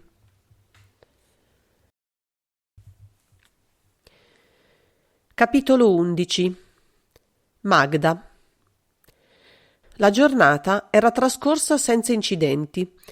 Al mattino, rimasto solo nello studio di Zipak, Carlo aveva proceduto a un minuzioso esame della stanza e aveva dovuto convincersi che il vecchio s'era fatto beffa di lui. Tutti i cassetti e tutti i mobili erano chiusi e serrati erano gli sportelli delle librerie. Zipak poteva andarsene, sicuro che nessuno avrebbe potuto frugare nei suoi segreti. Carlo aveva alzato le spalle e se n'era andato. Non gli importava nulla dei segreti del vecchio. Oramai una sola idea fissa lo ossessionava: trovare il modo di fuggire da quell'isola, prima che Trepas e i suoi complici fossero giunti. Non si faceva alcuna illusione sulla sorte che lo avrebbe colpito quando Zipak avesse conosciuto la sua vera personalità e la morte del nipote. Rimase nella sua camera fino all'ora della colazione, quando Zipak entrò all'improvviso da lui e gli disse: «Andiamo, Manfredo, venite!» Aveva un aspetto preoccupato e agitato. Il vento gli aveva arruffati i lunghi capelli e, così alto com'era, sembrava proprio un tragico spaventapasseri. Carlo lo seguì ed ebbe la non lieta sorpresa di vedere che Magda non c'era. Mangiarono soli e Zipak tacque, tutto assorto nei suoi pensieri. Per rompere quel silenzio che gli pesava, Bonard chiese: «Mi sembrate preoccupato, zio? Avete qualche noia?» Senza sollevare il capo dal piatto, Zipak brontolò: «Con la miniera le noie sono all'ordine del giorno. Ci sono alcuni lavori che non posso far che io. Figuratevi che non ho avuto neppure il tempo di leggere i rapporti di Trepas». Una nuova angoscia si impadronì di Carlo. I rapporti di Trepas? Che cosa significava? Quale altro pericolo per lui poteva contenersi in essi? Il vecchio gli diede un'occhiata e poi continuò: «Trepas mi fa sempre un resoconto minuto di tutti gli avvenimenti. Così, in questi ultimi rapporti, mi parlerà di voi. Gli avevo detto di informarmi esaurientemente su tutto quello che vi concerne. Volevo conoscervi bene prima di darvi la mia fiducia, ma adesso siete qui e io vi conosco». Gli diede un'altra occhiata, abbozzò una specie di sorriso che poteva anche apparire amabile e si alzò, uscendo subito e lasciando solo Carlo. Il giovane non si fermò a tavola. Lo sguardo atono del domestico negro che lo serviva gli produceva un intollerabile fastidio. Dopo tutto quanto aveva appreso, tutti quei disgraziati gli facevano un indicibile orrore. Uscì dalla sala da pranzo e lasciò rapidamente la villa, cercando di scacciare l'incubo che lo opprimeva. Il cielo coperto di nubi nere faceva prevedere un temporale. Il vento scuoteva freneticamente i rami degli alberi. Carlo si mise a camminare in fretta e dopo poco aveva raggiunto il sommo di quella specie di triangolo costituito dallo spiazzo, la cui base era costituita dalla rupe. Carlo avanzò sino al limite estremo della roccia.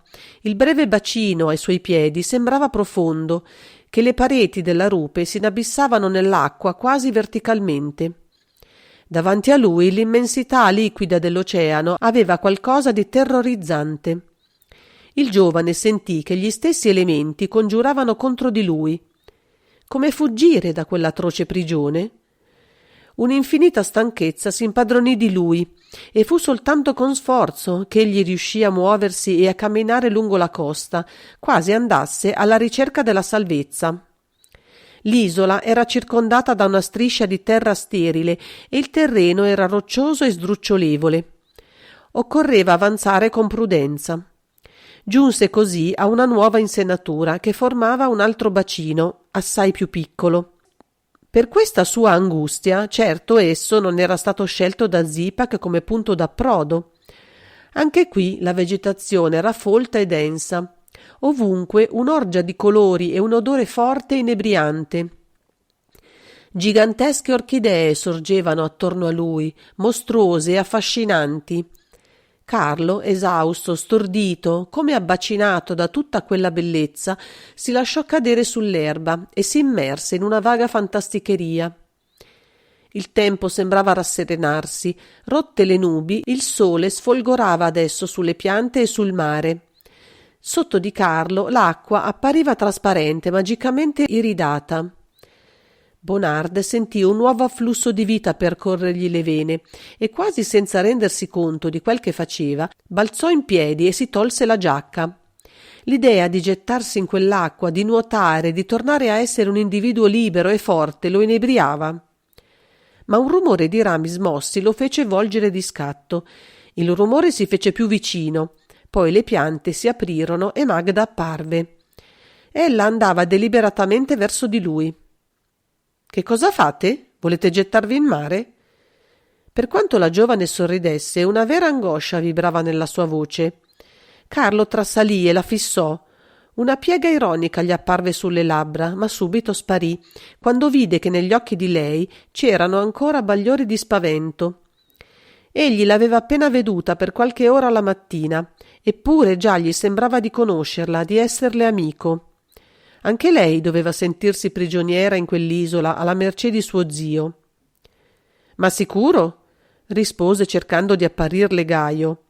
«Non soltanto volevo bagnarmi, ma ero deciso a fare a nuoto il giro dell'isola. Sono un grande nuotatore, sapete?» Magda si era rimessa e un fuggitivo sorriso le increspò le labbra, ma il suo volto riprese subito la consueta gravità. «Da quanto tempo vi trovate qui?» chiese improvvisamente Bonard. 2 mesi? Ecco, non poteva essere altrimenti. Dopo 2 mesi di questo soggiorno non si può non essere tristi. Manfredo, badate bene di non gettarvi in acqua.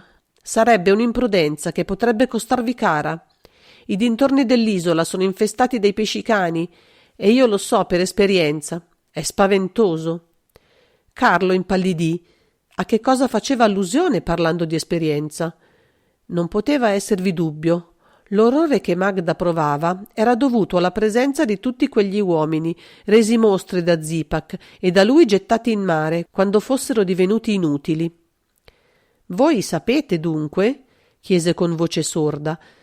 Magda fece un cenno affermativo col capo e continuò a fissarlo. «Voi pure, n'è vero, Manfredo? Sentite già il bisogno di fuggire?» La voce della giovane era piena di una grande pietà e di una soave tenerezza. Carlo, per quanto fosse ancora incapace di analizzare dentro di sé i sentimenti che lo agitavano, ne fu profondamente commosso. La franchezza di Magda gli causava un indefinibile turbamento. Soltanto quel nome di Manfredo con cui ella lo chiamava lo indisponeva, al pensiero di dover fingere anche con lei. «Anche voi, dunque, vi trovate nella mia condizione, ma come avete fatto a leggere nel mio pensiero?» «Ho udito una parte del colloquio che Zipak ebbe con Nichols la notte del vostro arrivo e so quindi che voi avete tentato di fuggire a Dakar. È per questo che mi siete divenuto simpatico, Manfredo». Carlo si sentì inconsciamente tratto verso di lei. Un impulso irresistibile lo spingeva a dirle la verità, a gridarle che non era Manfredo. Non ne ebbe il tempo, perché grosse gocce d'acqua cominciarono a cadere ed egli si rese conto improvvisamente che il cielo era divenuto di piombo e che il mare era livido e batteva le rocce furiosamente. Magda si gettò fra le erbe e scomparve in direzione della villa. Per quanto Bonard corresse, l'intrico dei rami e delle piante e la nessuna conoscenza del terreno gli fecero subito comprendere che non l'avrebbe raggiunta. Egli rallentò il passo allora, dicendosi che era molto meglio che Zipak non dubitasse neppure del loro incontro e del loro colloquio. Quando entrò in casa, constatò che Zipak era ancora assente e ne fu lieto. Si chiuse in camera, si cambiò d'abito, che era bagnato, fino alle ossa, e si mise alla finestra a contemplare la furia dell'uragano. Finalmente arrivò l'ora del pranzo, che si svolse silenzioso e lugubre in un'atmosfera di repressa inquietudine, prodotta anche dalla tempesta che continuava a imperversare. Terminato che ebbero, Zipak invitò i due giovani a seguirlo nel salone attiguo. Zipak sedette sul divano e Magda gli si mise di fronte in una poltrona. Prudentemente Carlo sedette più lontano, anche per evitare che le luci del lampadario lo colpissero direttamente. Dopo un lungo silenzio Zipak si scosse. «Magda, perché non ci canti una delle tue vecchie canzoni polacche?» La giovane rifiutò. «Ho i nervi troppo scossi dal temporale per poter cantare». Il vecchio si rivolse a Bonard. «Come tutte le donne, caro Manfredo, Magda ha i suoi capricci e io non ti chiederò di intercedere presso di lei, pur essendo sicuro che la tua giovinezza ti dia dei vantaggi su di me. Ma Trepà mi ha scritto che tu sei un ottimo pianista e sembra che tu l'abbia addirittura stupito, suonandogli Beethoven e Chopin.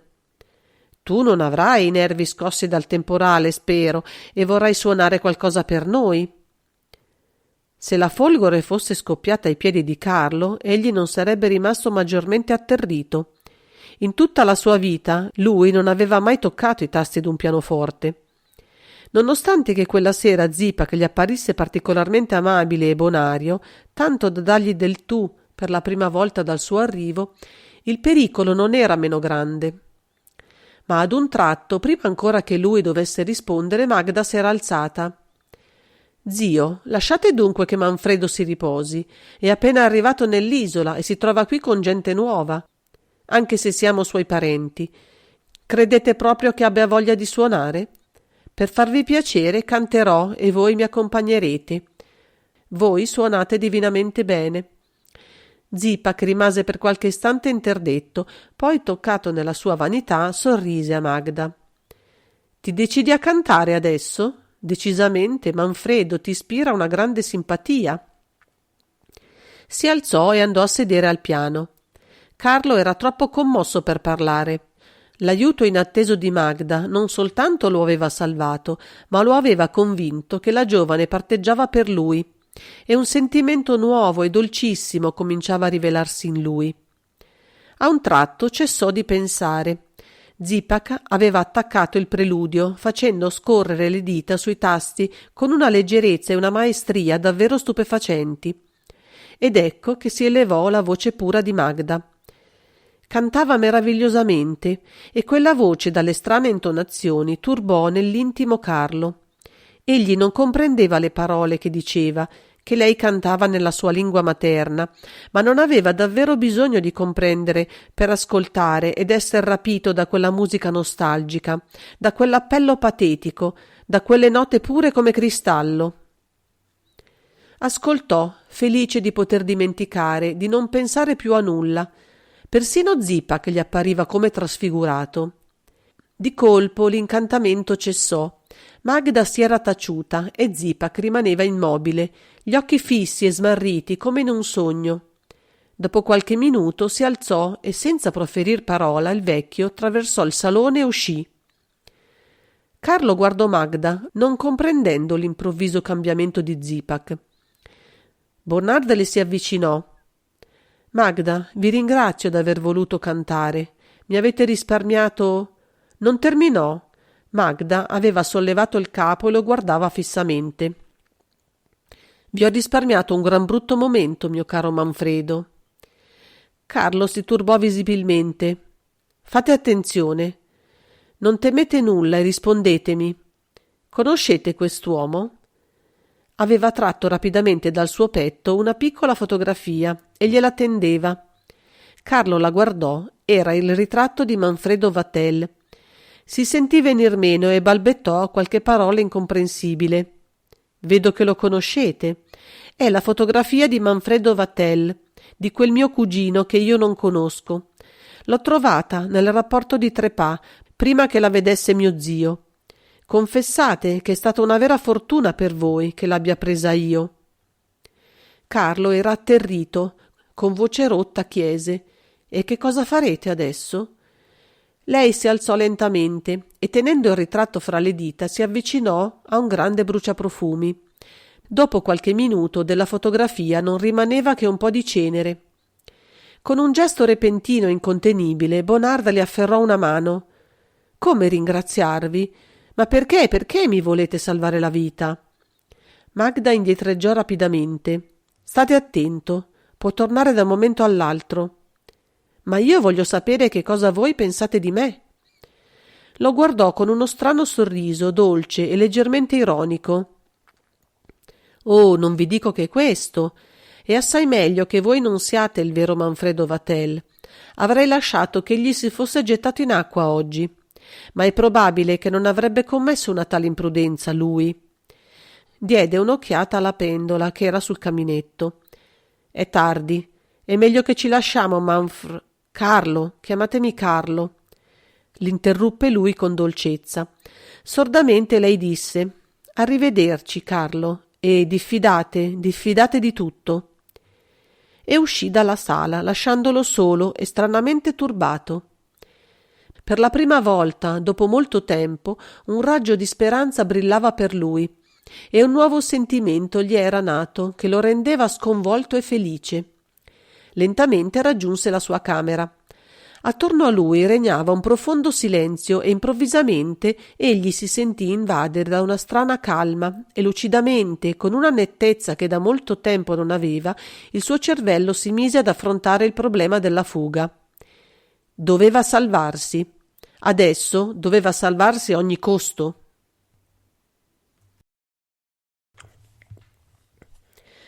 Capitolo 12. L'attesa. Carlo si destò per il primo nella casa addormentata. Aveva passato un'ottima notte, per quanto non avesse avuto alcuna ragione per essere più ottimista del giorno prima. Il tempo era splendido e lui si propose di riprendere l'esplorazione dell'isola, poiché erano le 5, egli ne aveva largamente il tempo. Uscì dalla stanza e avanzò per il corridoio semibuio. Era ormai già lontano dalla sua camera, situata all'estremità della casa, e senza rumore era passato davanti alle porte di Zipak, di Gardiel e di Magda, e quindi davanti a tutte le altre, quando, vedendo aperta l'ultima porta, quella dell'unica stanza a destra dell'uscio d'ingresso, si fermò. Egli sapeva che quello era il sinistro laboratorio del vecchio. La stanza era quasi al buio. A un tratto un'alta figura nera dal volto pallido e rugoso si distaccò dall'ombra e Carlo riconobbe con stupore Gardiel, l'uomo di fiducia di Zipak, il direttore della miniera. «Siete veramente mattiniero, signor Manfredo. Parlavamo proprio di voi, il professore e io. Strana coincidenza, n'è vero? Se volete salutare il professore prima di uscire». Carlo non poté che obbedire e lo seguì. Appena fu entrato, Gardiel chiuse la porta dietro di lui. Sforzandosi di nascondere l'inquietudine che lo aveva afferrato, il giovane avanzò nel laboratorio, con le spalle voltate alla luce. Zipak lo guardava venire. «Allora, mio caro Manfredo, volevate andarvene a fare una passeggiatina senza dir buongiorno a nessuno?» E la sua voce suonò piena di ironia. «Come vedete, anche Gardiel e io siamo mattinieri». Carlo aveva gettato un rapido colpo d'occhio attorno a sé. Quella camera era certamente la più vasta di tutta la casa. I muri imbiancati a calce le davano un aspetto di corsia d'ospedale. Sopra tavoli di legno bianco lucevano gli ottoni dei microscopi e scintillavano fiale e provette di ogni forma. A un'estremità del laboratorio, Carlo credette di riconoscere uno strano apparecchio, qualcosa di simile a una sedia elettrica. Era quella la macchina inventata da Zipak per eseguire le sue diaboliche esperienze? La voce di Zipak risuonò di nuovo. «Il mio apparecchio sembra interessarvi. Ebbene, lo vedrete presto all'opera». Carlo volse uno sguardo interrogativo, prima a Zipak e poi a Gardiel, e fu quest'ultimo che rispose: «La manodopera si è fatta insufficiente perché abbiamo avuto bisogno di liberarci di una quantità di uomini inutili. Attendiamo che Nichols ci porti un altro carico, ed è per questo che stamani abbiamo riveduti gli apparecchi. Sul volto di Carlo apparve un'ombra di spavento e di disgusto, che Zipak subito sorprese. «Oh, caro Manfredo, cercate di non farla femminuccia. L'operazione è assolutamente indolore e al postutto quella gente dovrebbe ringraziarmi. Il fenomeno che voi chiamate morte è in genere assai doloroso e io risparmio loro un tale trapasso, pieno di sofferenze». Il tono di Zipak era quasi allegro e Carlo sentì prepotente il bisogno di uscire da quella stanza e di ritrovarsi solo. «Non ne dubito affatto, zio mio, ma io sono entrato appena per salutarvi prima di uscire e non vorrei abusare del vostro tempo e di quello di Gardiel». «Va pure a prender l'aria se vuoi, io ti sono grato di esserti ricordato di me». L'ironia di quelle parole era evidente, perché il professore non ignorava che era stato Gardiel a farlo entrare nel laboratorio, e Bonard non ne fu rassicurato. Che cosa pensava di lui Zipak? Ma non era quello il momento per analizzare le parole e il pensiero del vecchio, e Carlo, stretta la mano ai due uomini, uscì in fretta dal laboratorio e dalla villa. Camminò in fretta e ben presto trovò il proprio equilibrio. Arrivato ai piedi della rupe che limitava la conca, egli decise di esaminarla prima di percorrere lo spiazzo. Dopo una mezz'ora era tornato davanti all'ascensore e aveva constatato che la parete rocciosa formava un ostacolo naturale, difficilmente superabile, soprattutto perché andava dalla conca verso lo spiazzo. Carlo entrò nell'ascensore e premette il bottone di comando. L'apparecchio funzionava assai lentamente e gli ci volle 1 minuto per giungere alla sommità. Rimandò l'ascensore in basso, dicendosi che lo spiazzo costituirebbe un rifugio, soprattutto nel caso che l'apparecchio fosse deteriorato. Rifugio provvisorio, certo, perché la rupe presentava in 2 o 3 luoghi qualche passaggio accessibile. Assai in fretta Bonard attraversò l'estremità dell'isola, deciso a farne il giro. Come aveva constatato il giorno prima, il livello del suolo si manteneva a 10 metri dall'acqua e le rive ne erano scoscese. Gli sarebbe stato difficile fuggire da quella parte, a meno di tuffarsi in acqua e di raggiungere a nuoto una eventuale imbarcazione. Ma c'erano i pescicani. Certo, se costrettovi, avrebbe affrontato anche un tale pericolo, ma continuò a camminare nella speranza di scoprire un passaggio che gli permettesse di non gettarsi in mare. Raggiunse così e senza nulla trovare i 2 coni vulcanici. Voltando loro le spalle, egli aveva davanti a sé il piccolo spiazzo arido, limitato da ogni parte dal mare, e la conca era invisibile.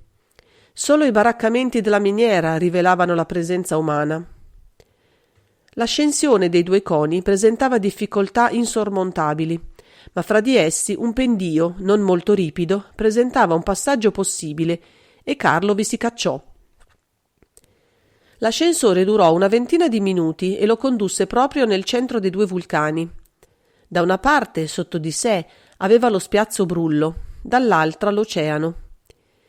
Esaminò con più attenzione i coni eruttici e scoprì con meraviglia che essi dalla parte del mare scendevano con un dolce pendio.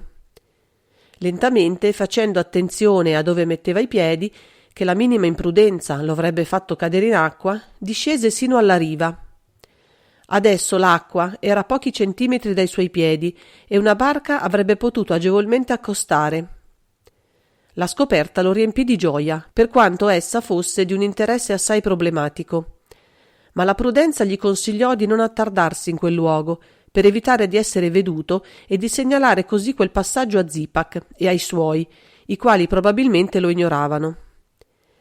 Rapidamente raggiunse di nuovo il sommo della cresta e, constatato con soddisfazione che sotto di lui lo spiazzo era deserto, discese la china e non soltanto gli fu possibile di trovarsi sullo spiazzo prima che Gardiel vi fosse, ma poté contornare i baraccamenti della miniera e seguire la riva che non aveva ancora percorsa. Si trovò così al punto di partenza, dopo aver compiuto il giro completo dell'isola. Proprio nel momento in cui raggiungeva l'ascensore, la porta di esso si aprì e Gardiel apparve. Si salutarono con poche parole, che l'uomo di fiducia di Zipak non era loquace, e Bonard prese la macchina per ridiscendere. Carlo entrò nella villa e si diresse alla sala da pranzo. Vi era Magda ed era sola. Le andò incontro gioiosamente, ma il volto della giovine era così triste e preoccupato che egli fremette al pensiero di una nuova catastrofe. «Buongiorno, siete sola?» Magda gli fece cenno di sedere e sedutasi anch'essa attese qualche minuto per parlare. «Non avete incontrato Zipak? Era appena uscito di qui?» «No, io venivo dalla miniera». «Può darsi che si sia diretto verso il punto di sbarco». Abbassò la voce e disse: «Questa mattina ho sorpreso una conversazione fra Zipak e la sua anima dannata, Gardiel. Zipak ha qualche dubbio sulla vostra identità. Ieri si è messo in sospetto per il fatto che non avete suonato, e poi può darsi che il rapporto di Trepas contenesse qualche informazione precisa. Io non l'ho letto e non posso dirvelo». Carlo impallidì. «Ma come è possibile? Perché mi lascerebbe libero allora?» «Oh, può darsi che voglia esser certo prima di agire. Aspetterà Trepas e Nichols, anche per sapere che fine ha fatto il vero Manfredo Vatel». Carlo si sentì perduto. Certo, le cose stavano a quel modo. I suoi vaghi progetti di evasione gli apparivano adesso informi e pazzeschi. 1000 pensieri gli turbinarono pel capo, ma uno li soverchiava tutti. La sua sorte era segnata. Magda gli fece coraggio. «Bisogna sperare. Tutto non è ancora perduto e io posso sempre intercedere in vostro favore. Passato il primo accesso di collera, può darsi che Zipak ragioni».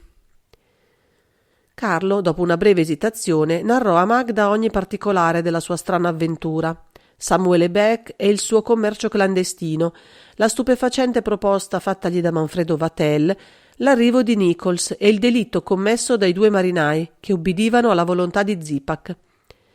Sorvolò sugli avvenimenti accaduti a bordo dello Sparviero, narrando soltanto il suo tentativo di fuga a Dakar e la devota amicizia di Pedro, il solo essere che gli avesse ispirato un po' di simpatia e sul quale si poteva in ogni caso contare, senza timore di essere traditi. Anche Pedro desiderava ardentemente di sfuggire al potere di Zipak e si poteva sperare di averlo per complice, se il suo progetto di fuga si fosse realizzato. Magda lo aveva ascoltato in silenzio. Quando egli ebbe terminato, sollevò il capo e gli rivolse un lungo sguardo. «È probabile che Trepas abbia appreso a Nichols la scoperta del cadavere di Manfredo Vatel. Nichols è una vecchia volpe, troppo astuto per tradirsi. Avrà compreso l'enormità del suo errore e farà l'innocente, guardandosi bene dal narrare la verità. Anche avendo agito in buona fede, egli sa troppo ben che Zipak non gli farebbe grazia. Che cosa dirà? Assai probabilmente che lui ignorava il delitto e che Manfredo Vatel doveva essere stato ucciso prima del suo arrivo. Non conoscendo né Vatel né voi, il suo errore nell'accettarvi per Manfredo Vatel si spiega da solo. Il male è che Zipak sarà invaso da una collera folle quando saprà che suo nipote è stato ucciso». Carlo comprese il terrore di Magda, ma ciò nonostante voleva ancora sperare. Ricorrendo a tutta la sua virtù di persuasione, egli spiegò il piano che gli si era formato quasi improvvisamente nel cervello. Magda o lui guadagnerebbero l'aiuto di Pedro con l'offerta di una cospicua quantità di brillanti e lo indurrebbero a partecipare alla fuga. Pedro andrebbe ad aspettarli dietro i coni vulcanici. Per il momento il suo piano si fermava lì. Quel che avrebbero fatto dopo sarebbe dipeso dal caso, dalla sorte, dallo svolgersi degli avvenimenti. Ma un dubbio gli sorse. A proposito, per dare i brillanti a Pedro occorre averli. Zipak dove nasconde le pietre? Nel suo studio, ma sono protette da tutto un sistema di serrature segrete e non vi consiglio di tentar di prenderle. Per fortuna Zipak mi ha regalato parecchi splendidi brillanti. Essi basteranno largamente ad assicurarci la complicità di quell'uomo. Carlo la ringraziò con uno sguardo, in cui non brillava la sola gratitudine, e riprese a mangiare. Adesso che non era più solo a lottare e che non aveva la sola responsabilità di se stesso, si sentiva capace di ogni sacrificio e di ogni eroismo. Capitolo 13. La fine di un incubo. I giorni che seguirono furono eterni. Vivendo nel terrore continuo, Carlo si sentiva impazzire e, nonostante la sua angoscia, gli toccava fingere la gaiezza e rispondere agli scherzi del vecchio, che non era mai stato tanto allegro e bonario, quasi avesse voluto distogliere i sospetti della sua vittima. Magda e Carlo erano invece oggetto di una continua sorveglianza e non avevano potuto parlar liberamente fra loro che nei corti e rari momenti in cui Zipak raggiungeva Gardiel alla miniera. Soltanto la presenza della giovane tratteneva Bonard dal commettere una follia e dal gettarsi alla gola di Zipak per liberare per sempre se stesso e l'umanità dell'orribile vecchio. La presenza della donna che amava e il fatto di saper troppo bene come, una volta morto Zipak, l'esistenza dell'isola non fosse più che una questione di ore. L'atmosfera della villa si faceva ogni giorno più pesante e deprimente. Una decina di giorni erano trascorsi, o forse molti di più, che Carlo aveva perduto la nozione del tempo, quando Magda penetrò ansante nella camera di Carlo e gli annunciò: «Lo sparviero è in vista. Zipak lo ha veduto col suo cannocchiale». Carlo si sentì diventare di colpo stranamente calmo e deciso. Preferiva 1000 volte l'azione a quell'attesa snervante. L'ora delle decisioni era giunta ed egli l'accolse come una liberazione. Il pericolo non gli faceva paura. Perduto per perduto, era deciso a resistere sino alla fine e già da molto tempo il suo piano era fatto. «Se voi volete aiutarmi, Magda, il vostro aiuto mi sarà prezioso, ma io voglio che vi rendiate conto del pericolo che correte».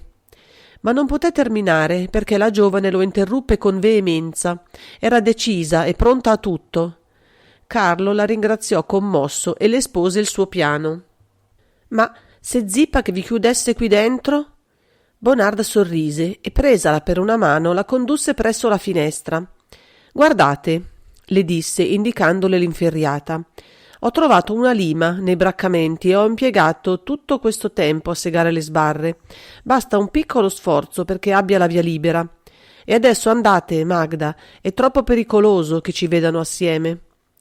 Quando Magda fu andata via, anche Carlo uscì, raggiunse lo spiazzo ed esaminò l'orizzonte. Era vero, infatti, lo Sparviero, piccolo punto ancora lontano nel mare, appariva perfettamente visibile. Decise rapidamente e si diresse verso la parte boscosa dell'isola. Avrebbe potuto avvicinarsi al piccolo posto al quale avrebbe fatto scalo lo yacht, ma se ne astenne. Di lontano aveva veduto vari uomini appostati ai punti diversi. Evidentemente Zipak aveva preso le sue precauzioni. Si cacciò allora là dove la vegetazione era più alta, per dare un'occhiata alla piccola insenatura che lui aveva scoperta, ma anche lì 2 uomini postati di fazione lo obbligarono a tornare indietro. Fu preso da un primo scoraggiamento, ma si consolò rapidamente. Quella sorveglianza si risolveva in fondo a tutto loro vantaggio. Se Zipak aveva creduto di far sorvegliare quella parte dell'isola, era segno che egli riteneva che soltanto da quella parte lui potesse fuggire. Ignorava quindi ancora la discesa che Carlo aveva scoperta dai 2 coni vulcanici e l'altro accesso al mare. Pieno di fiducia e di coraggio, ritornò alla villa e cercò subito Magda per metterla a parte di quanto aveva veduto. La giovane polacca si trovava nel salone. Udendolo venire, aveva sussultato, ma si era subito rimessa non appena aveva veduto Carlo sorgere dall'ombra del corridoio. «Mi avete fatto paura», mormorò con voce bianca e girò il commutatore illuminando la sala. Carlo fece un gesto di meraviglia, vedendo l'abbigliamento di Magda. Un magnifico abito da sera, di laminato d'oro, metteva in rilievo le sue forme armoniose e al collo e alle braccia aveva brillanti e gioielli di inestimabile valore. Ella si accorse dell'effetto che aveva prodotto su di lui e s'affrettò a dirgli: «È stato Zipak a volere che io indossassi quest'abito e mettessi tutti i gioielli che lui mi ha dati. Una fortuna. Vuole sempre così, quando c'è qualche ospite, e questa sera ci saranno Nichols e Trepà». Egli le sorrise e le disse subito: «Ascoltatemi, Magda. Ho fatto un giro e ho veduto che Zipak ha messo uomini di guardia ovunque. Mi è assolutamente impossibile avvicinarmi all'approdo dello Sparviero e veder Pedro. È assolutamente necessario che lo facciate voi. Freddamente Magda gli rispose che era pronta a tutto, e lui lesse nei suoi occhi una tale fredda determinazione, un tale coraggio, che ne rimase colpito e sentì crescere in lui la fiducia in se stesso e nell'avvenire. Tornò alla sua camera e si disse che tra poco avrebbe dovuto agire. Una strana serenità si era impadronita di lui. Egli si sentiva padrone dei suoi nervi. Mise il catenaccio alla porta e si avvicinò alla finestra. La notte tropicale cadeva di colpo, con un passaggio quasi immediato dalla luce all'oscurità. Tuttavia il tempo che doveva ancora attendere gli sembrava eterno. Cercava di immaginare lo Sparviero che si avvicinava all'isola, con un nuovo carico di vittime per Zipak, con quel Nichols dal losco passato e dal più losco presente, con quell'enigmatico Trepà, infine, che egli non conosceva e che sarebbe stato per lui un accusatore terribile. Zipak e Gardiel dovevano star seguendo le manovre dello yacht dall'alto dello spiazzo, a meno che non fossero già al ponte di sbarco. Carlo sperava ardentemente che fosse Pedro e non Sanchez a condurre la barca dallo yacht a terra. Un rumore proveniente dal corridoio fermò di colpo il corso dei suoi pensieri. Gli sembrò riconoscere il passo del professore e per qualche secondo la paura lo invase. Ma si vinse e, muovendosi senza mistero, andò al commutatore e illuminò la stanza. Voleva che Zipak sapesse che egli lì e non altrove. Ogni sospetto prematuro nel vecchio avrebbe reso assai più difficile il suo tentativo. Passò qualche secondo. Zipak era senza dubbio dietro il battente della porta, in ascolto. Che cosa avrebbe fatto? Sarebbe entrato? Ma no, egli fece proprio quel che Carlo desiderava. Diede un giro alla chiave, che si trovava all'esterno, e chiuse il giovane nella camera. Poi si allontanò. Il calcolo di Carlo si verificava esatto. Il vecchio voleva tenerlo prigioniero, impedendogli di andarsi a nascondere in qualche rifugio dell'isola, fino al momento in cui lo avrebbe messo a confronto con Trepà. Con un senso di viva gioia udì i passi del vecchio allontanarsi e di nuovo la casa tornò silenziosa. Attese ancora qualche minuto, poi spense la luce, si avvicinò alla finestra e trasse a sé le sbarre segate, che cedettero con tutta facilità. Scivolò attraverso l'apertura e un istante dopo era libero al di fuori. Incastrò di nuovo le sbarre al loro posto, in modo da non destar l'attenzione di chi avesse guardato dal di fuori, e si allontanò. La notte era adesso completa. Carlo camminava con prudenza, facendo attenzione a non tradirsi per un passo falso o per la rottura di un ramo. C'erano orecchie in ascolto dovunque e farsi scoprire voleva dire la morte. Raggiunse così un folto gruppo di piante che, mentre lo nascondevano completamente, gli permettevano di vedere il piccolo seno dove avrebbe attraccato la barca dello Sparviero.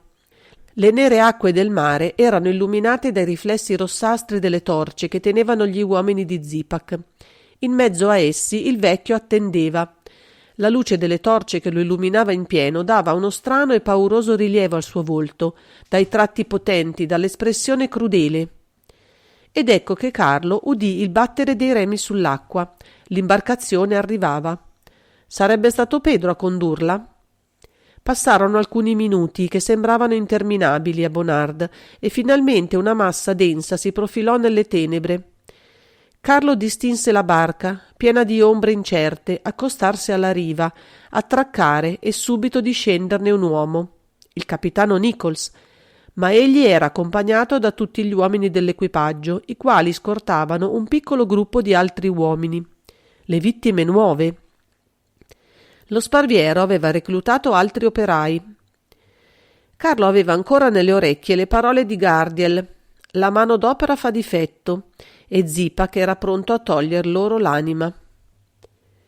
Nichols e Zipak scambiarono qualche parola, poi si diressero verso la villa, seguiti dal triste corteo dei marinai e delle disgraziate reclute. E finalmente Carlo riconobbe Pedro in colui che aveva condotto l'imbarcazione e che adesso, rimastovi solo, la faceva virare nell'acqua, riconducendola verso lo yacht. Era evidente che tornava a prendervi qualche altro passeggero da sbarcare. E così fu, infatti. Dopo una ventina di minuti la barca ricomparve, attraccò di nuovo e discese un uomo che senza esitare si diresse nell'interno dell'isola percorrendo lo stesso cammino che avevano fatto Zipak e Nichols. Carlo non esitò a supporre che quell'uomo fosse Trepà e suo malgrado fremette. Lo sconosciuto era appena scomparso che Carlo vide Magda uscire dal folto di un boschetto, dirigersi correndo verso la barca e la udì chiamare Pedro. Gli uomini messi in guardia non fecero il più piccolo movimento. Zipak, il padrone della loro volontà, non aveva pensato alla ragazza e fortunatamente si era limitato a ordinar loro di fermare Carlo. Gli sembrò che il colloquio fra i due fosse eterno, ma finalmente vide Pedro riprendere i remi e allontanarsi, mentre Magda sollevava un braccio facendogli il segnale convenuto. Folle di gioia, egli si lanciò fuori dal suo nascondiglio, impaziente di raggiungere Magda, che doveva attenderlo presso l'ascensore. Fece un lungo giro per evitare la villa. Avanzava lentamente, che l'intrico delle piante era tale da costituire in certi punti un vero ostacolo. Eppure sapeva di dover far presto, che la sua evasione dalla camera poteva venir scoperta da un momento all'altro. Quando fu all'altezza del fabbricato, guardò fra le foglie.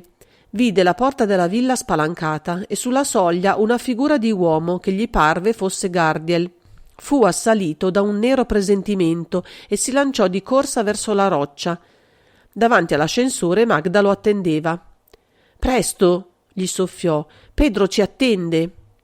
A tastoni premette il bottone. Passò un secondo, poi la cabina cominciò a salire lentamente. Carlo non distaccava gli occhi dalla massa oscura della villa e a un tratto trasalì. Aveva veduto illuminarsi la finestra della sua camera. La sua fuga era scoperta. Per fortuna, che i suoi nervi non gli avrebbero permesso un'attesa più lunga, proprio in quel momento l'ascensore si fermava ed egli afferrò Magda per un polso, trascinandola fuori. Quindi premette il bottone per rimandare la cabina in basso.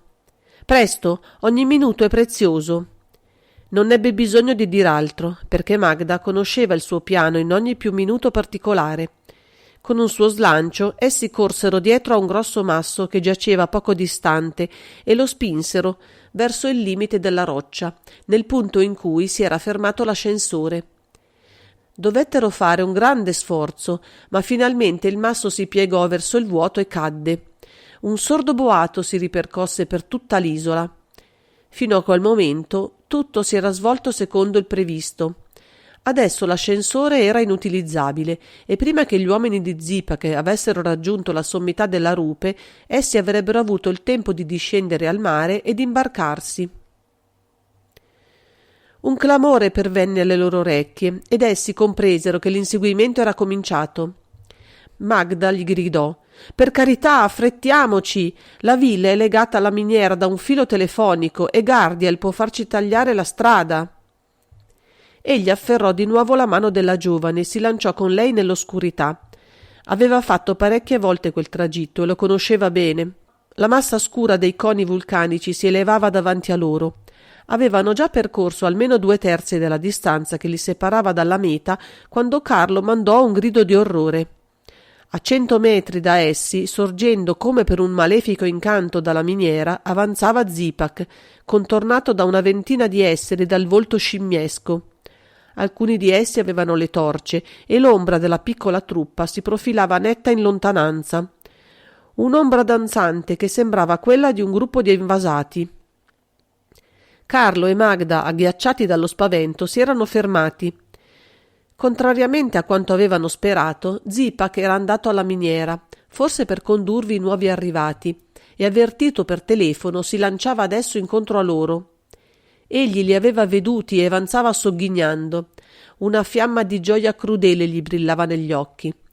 Quando fu a pochi metri dei due giovani, parlò. «Ebbene, volevate abbandonarmi, figlioli ingrati?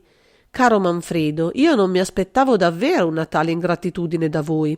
Ma adesso sono tranquillo. Voi rimarrete qui di vostra volontà. Vi assicuro che non avrete mai più il desiderio di lasciarmi. E Magda non avrà più bisogno di incitarvi a separarvi da me. Non è vero, Magda?» Carlo avrebbe voluto parlare, scagionare Magda, assumere lui ogni responsabilità dell'avventura, ma la giovane polacca non gliene lasciò il tempo. Ella aveva compreso quale orrenda sorte attendesse Carlo e in quel momento supremo aveva avuto dentro di sé la rivelazione del legame indissolubile che la univa a lui. Trascinata dalla sua natura ardente, si lanciò contro il diabolico vecchio e sollevò su di lui una mano pronta a colpirlo. Zipak vacillò, un fremito violento lo assalì. La collera si scatenava dentro di lui così furibonda che le parole non gli uscirono dalle labbra e lui fu assalito da un tremore convulso. Avrebbe voluto gridare, muoversi, colpire, non poté. L'ira lo soffocava. Uno spasimo orrendo si dipinse sul suo volto, gli occhi gli si rivoltarono e di colpo si abbatté con la faccia a terra. Magda e Carlo, non rendendosi conto di quanto avveniva, rimasero per qualche secondo pietrificati. Per prima la giovane ritrovò gli spiriti, si chinò sul corpo inerte disteso ai suoi piedi e con voce in cui si mescolavano la gioia e l'orrore, la speranza e la paura, balbettò: «È morto!» Carlo non credeva a se stesso. Che cosa sarebbe avvenuto adesso? Tutti quegli uomini che li circondavano, silenziosi e insensibili, che cosa avrebbero fatto? Si sarebbero gettati su loro? «Attento! Arrivano Gardiel e gli altri!»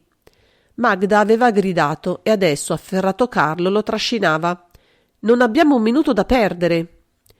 I due si lanciarono, passarono attraverso gli uomini della miniera che non fecero un sol gesto per trattenerli. Nel passare Carlo strappò la torcia dalle mani di uno di essi. In pochi minuti raggiunsero i coni vulcanici. Il giovane, ritrovata tutta la sua energia, sostenne Magda, aiutandola a salire il pendio roccioso. Qualche colpo secco risuonò e i proiettili fischiarono attorno a essi, andando a infrangersi contro la pietra. Carlo si volse e gettò un'imprecazione. Nichols e Gardiel avanzavano rapidamente, seguiti dall'orda degli uomini. Certo, costoro, privati per qualche minuto di ogni forza di azione per la morte dell'uomo alla cui volontà obbedivano, erano adesso guidati da quella di quei due manigoldi. Con la forza che dà la disperazione, i due giovani riuscirono a sormontare la scarpata e a gettarsi per la discesa, proprio nel momento in cui i loro inseguitori giungevano ai piedi dei due vulcani. Carlo sapeva che il minimo passo falso poteva farlo precipitare con Magda nel vuoto, ma l'acqua non gli faceva paura. Scrutando le tenebre sotto di lui, gli sembrò di vedere una macchia bianca sul fondo nero. «Il canotto», pensò, e risuonò un grido lento e modulato che egli riconobbe subito per la voce di Pedro e che gli fece avere un altro scatto di energia. Sollevò Magda nelle braccia e raggiunse la riva. Il canotto era davanti a loro. Mise la ragazza nell'imbarcazione e vi saltò lui stesso. Pedro li aveva aiutati e adesso, senza pronunciar parola, gli tese la mano e quindi afferrò il remo. «C'è un altro remo sul fondo!» Vogarono in due e la barca si distaccò, scivolò sull'acqua livida, squassata dalle onde che si succedevano. In poche parole, con quella sua voce gutturale piena di inflessioni strane, Pedro espose il suo piano.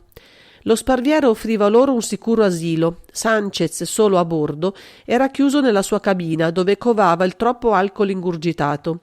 Sarebbe stato facile ridurlo all'impotenza. Pedro conosceva ogni manovra dello yacht e, aiutato da loro, avrebbe potuto metterlo in moto, che le caldaie erano accese in pressione. Carlo fremette di gioia. Erano salvi, l'incubo era cessato e la felicità lo aspettava. Come dolersi delle ore terribili che aveva vissute?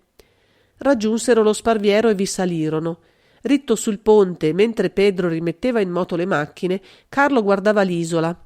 Zipak, morendo, aveva portato con sé il suo segreto e fra qualche giorno, fra qualche ora forse, essa avrebbe divampato. Sarebbe scoppiata come una mina gigantesca, si sarebbe inabissata nell'oceano portando con sé quel suo maledetto tesoro, causa di tanti delitti e di tanti orrori.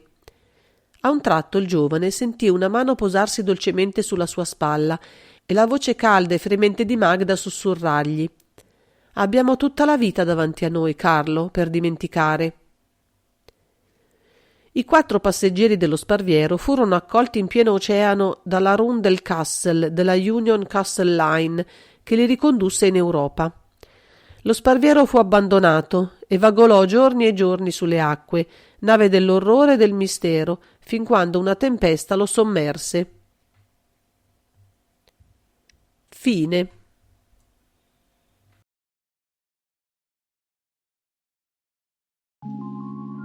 Grazie per l'ascolto. Se la lettura ti è piaciuta, lascia un mi piace, un tuo commento e iscriviti al canale. Attiva la campanella per rimanere aggiornato sui prossimi contenuti. A presto e buona continuazione.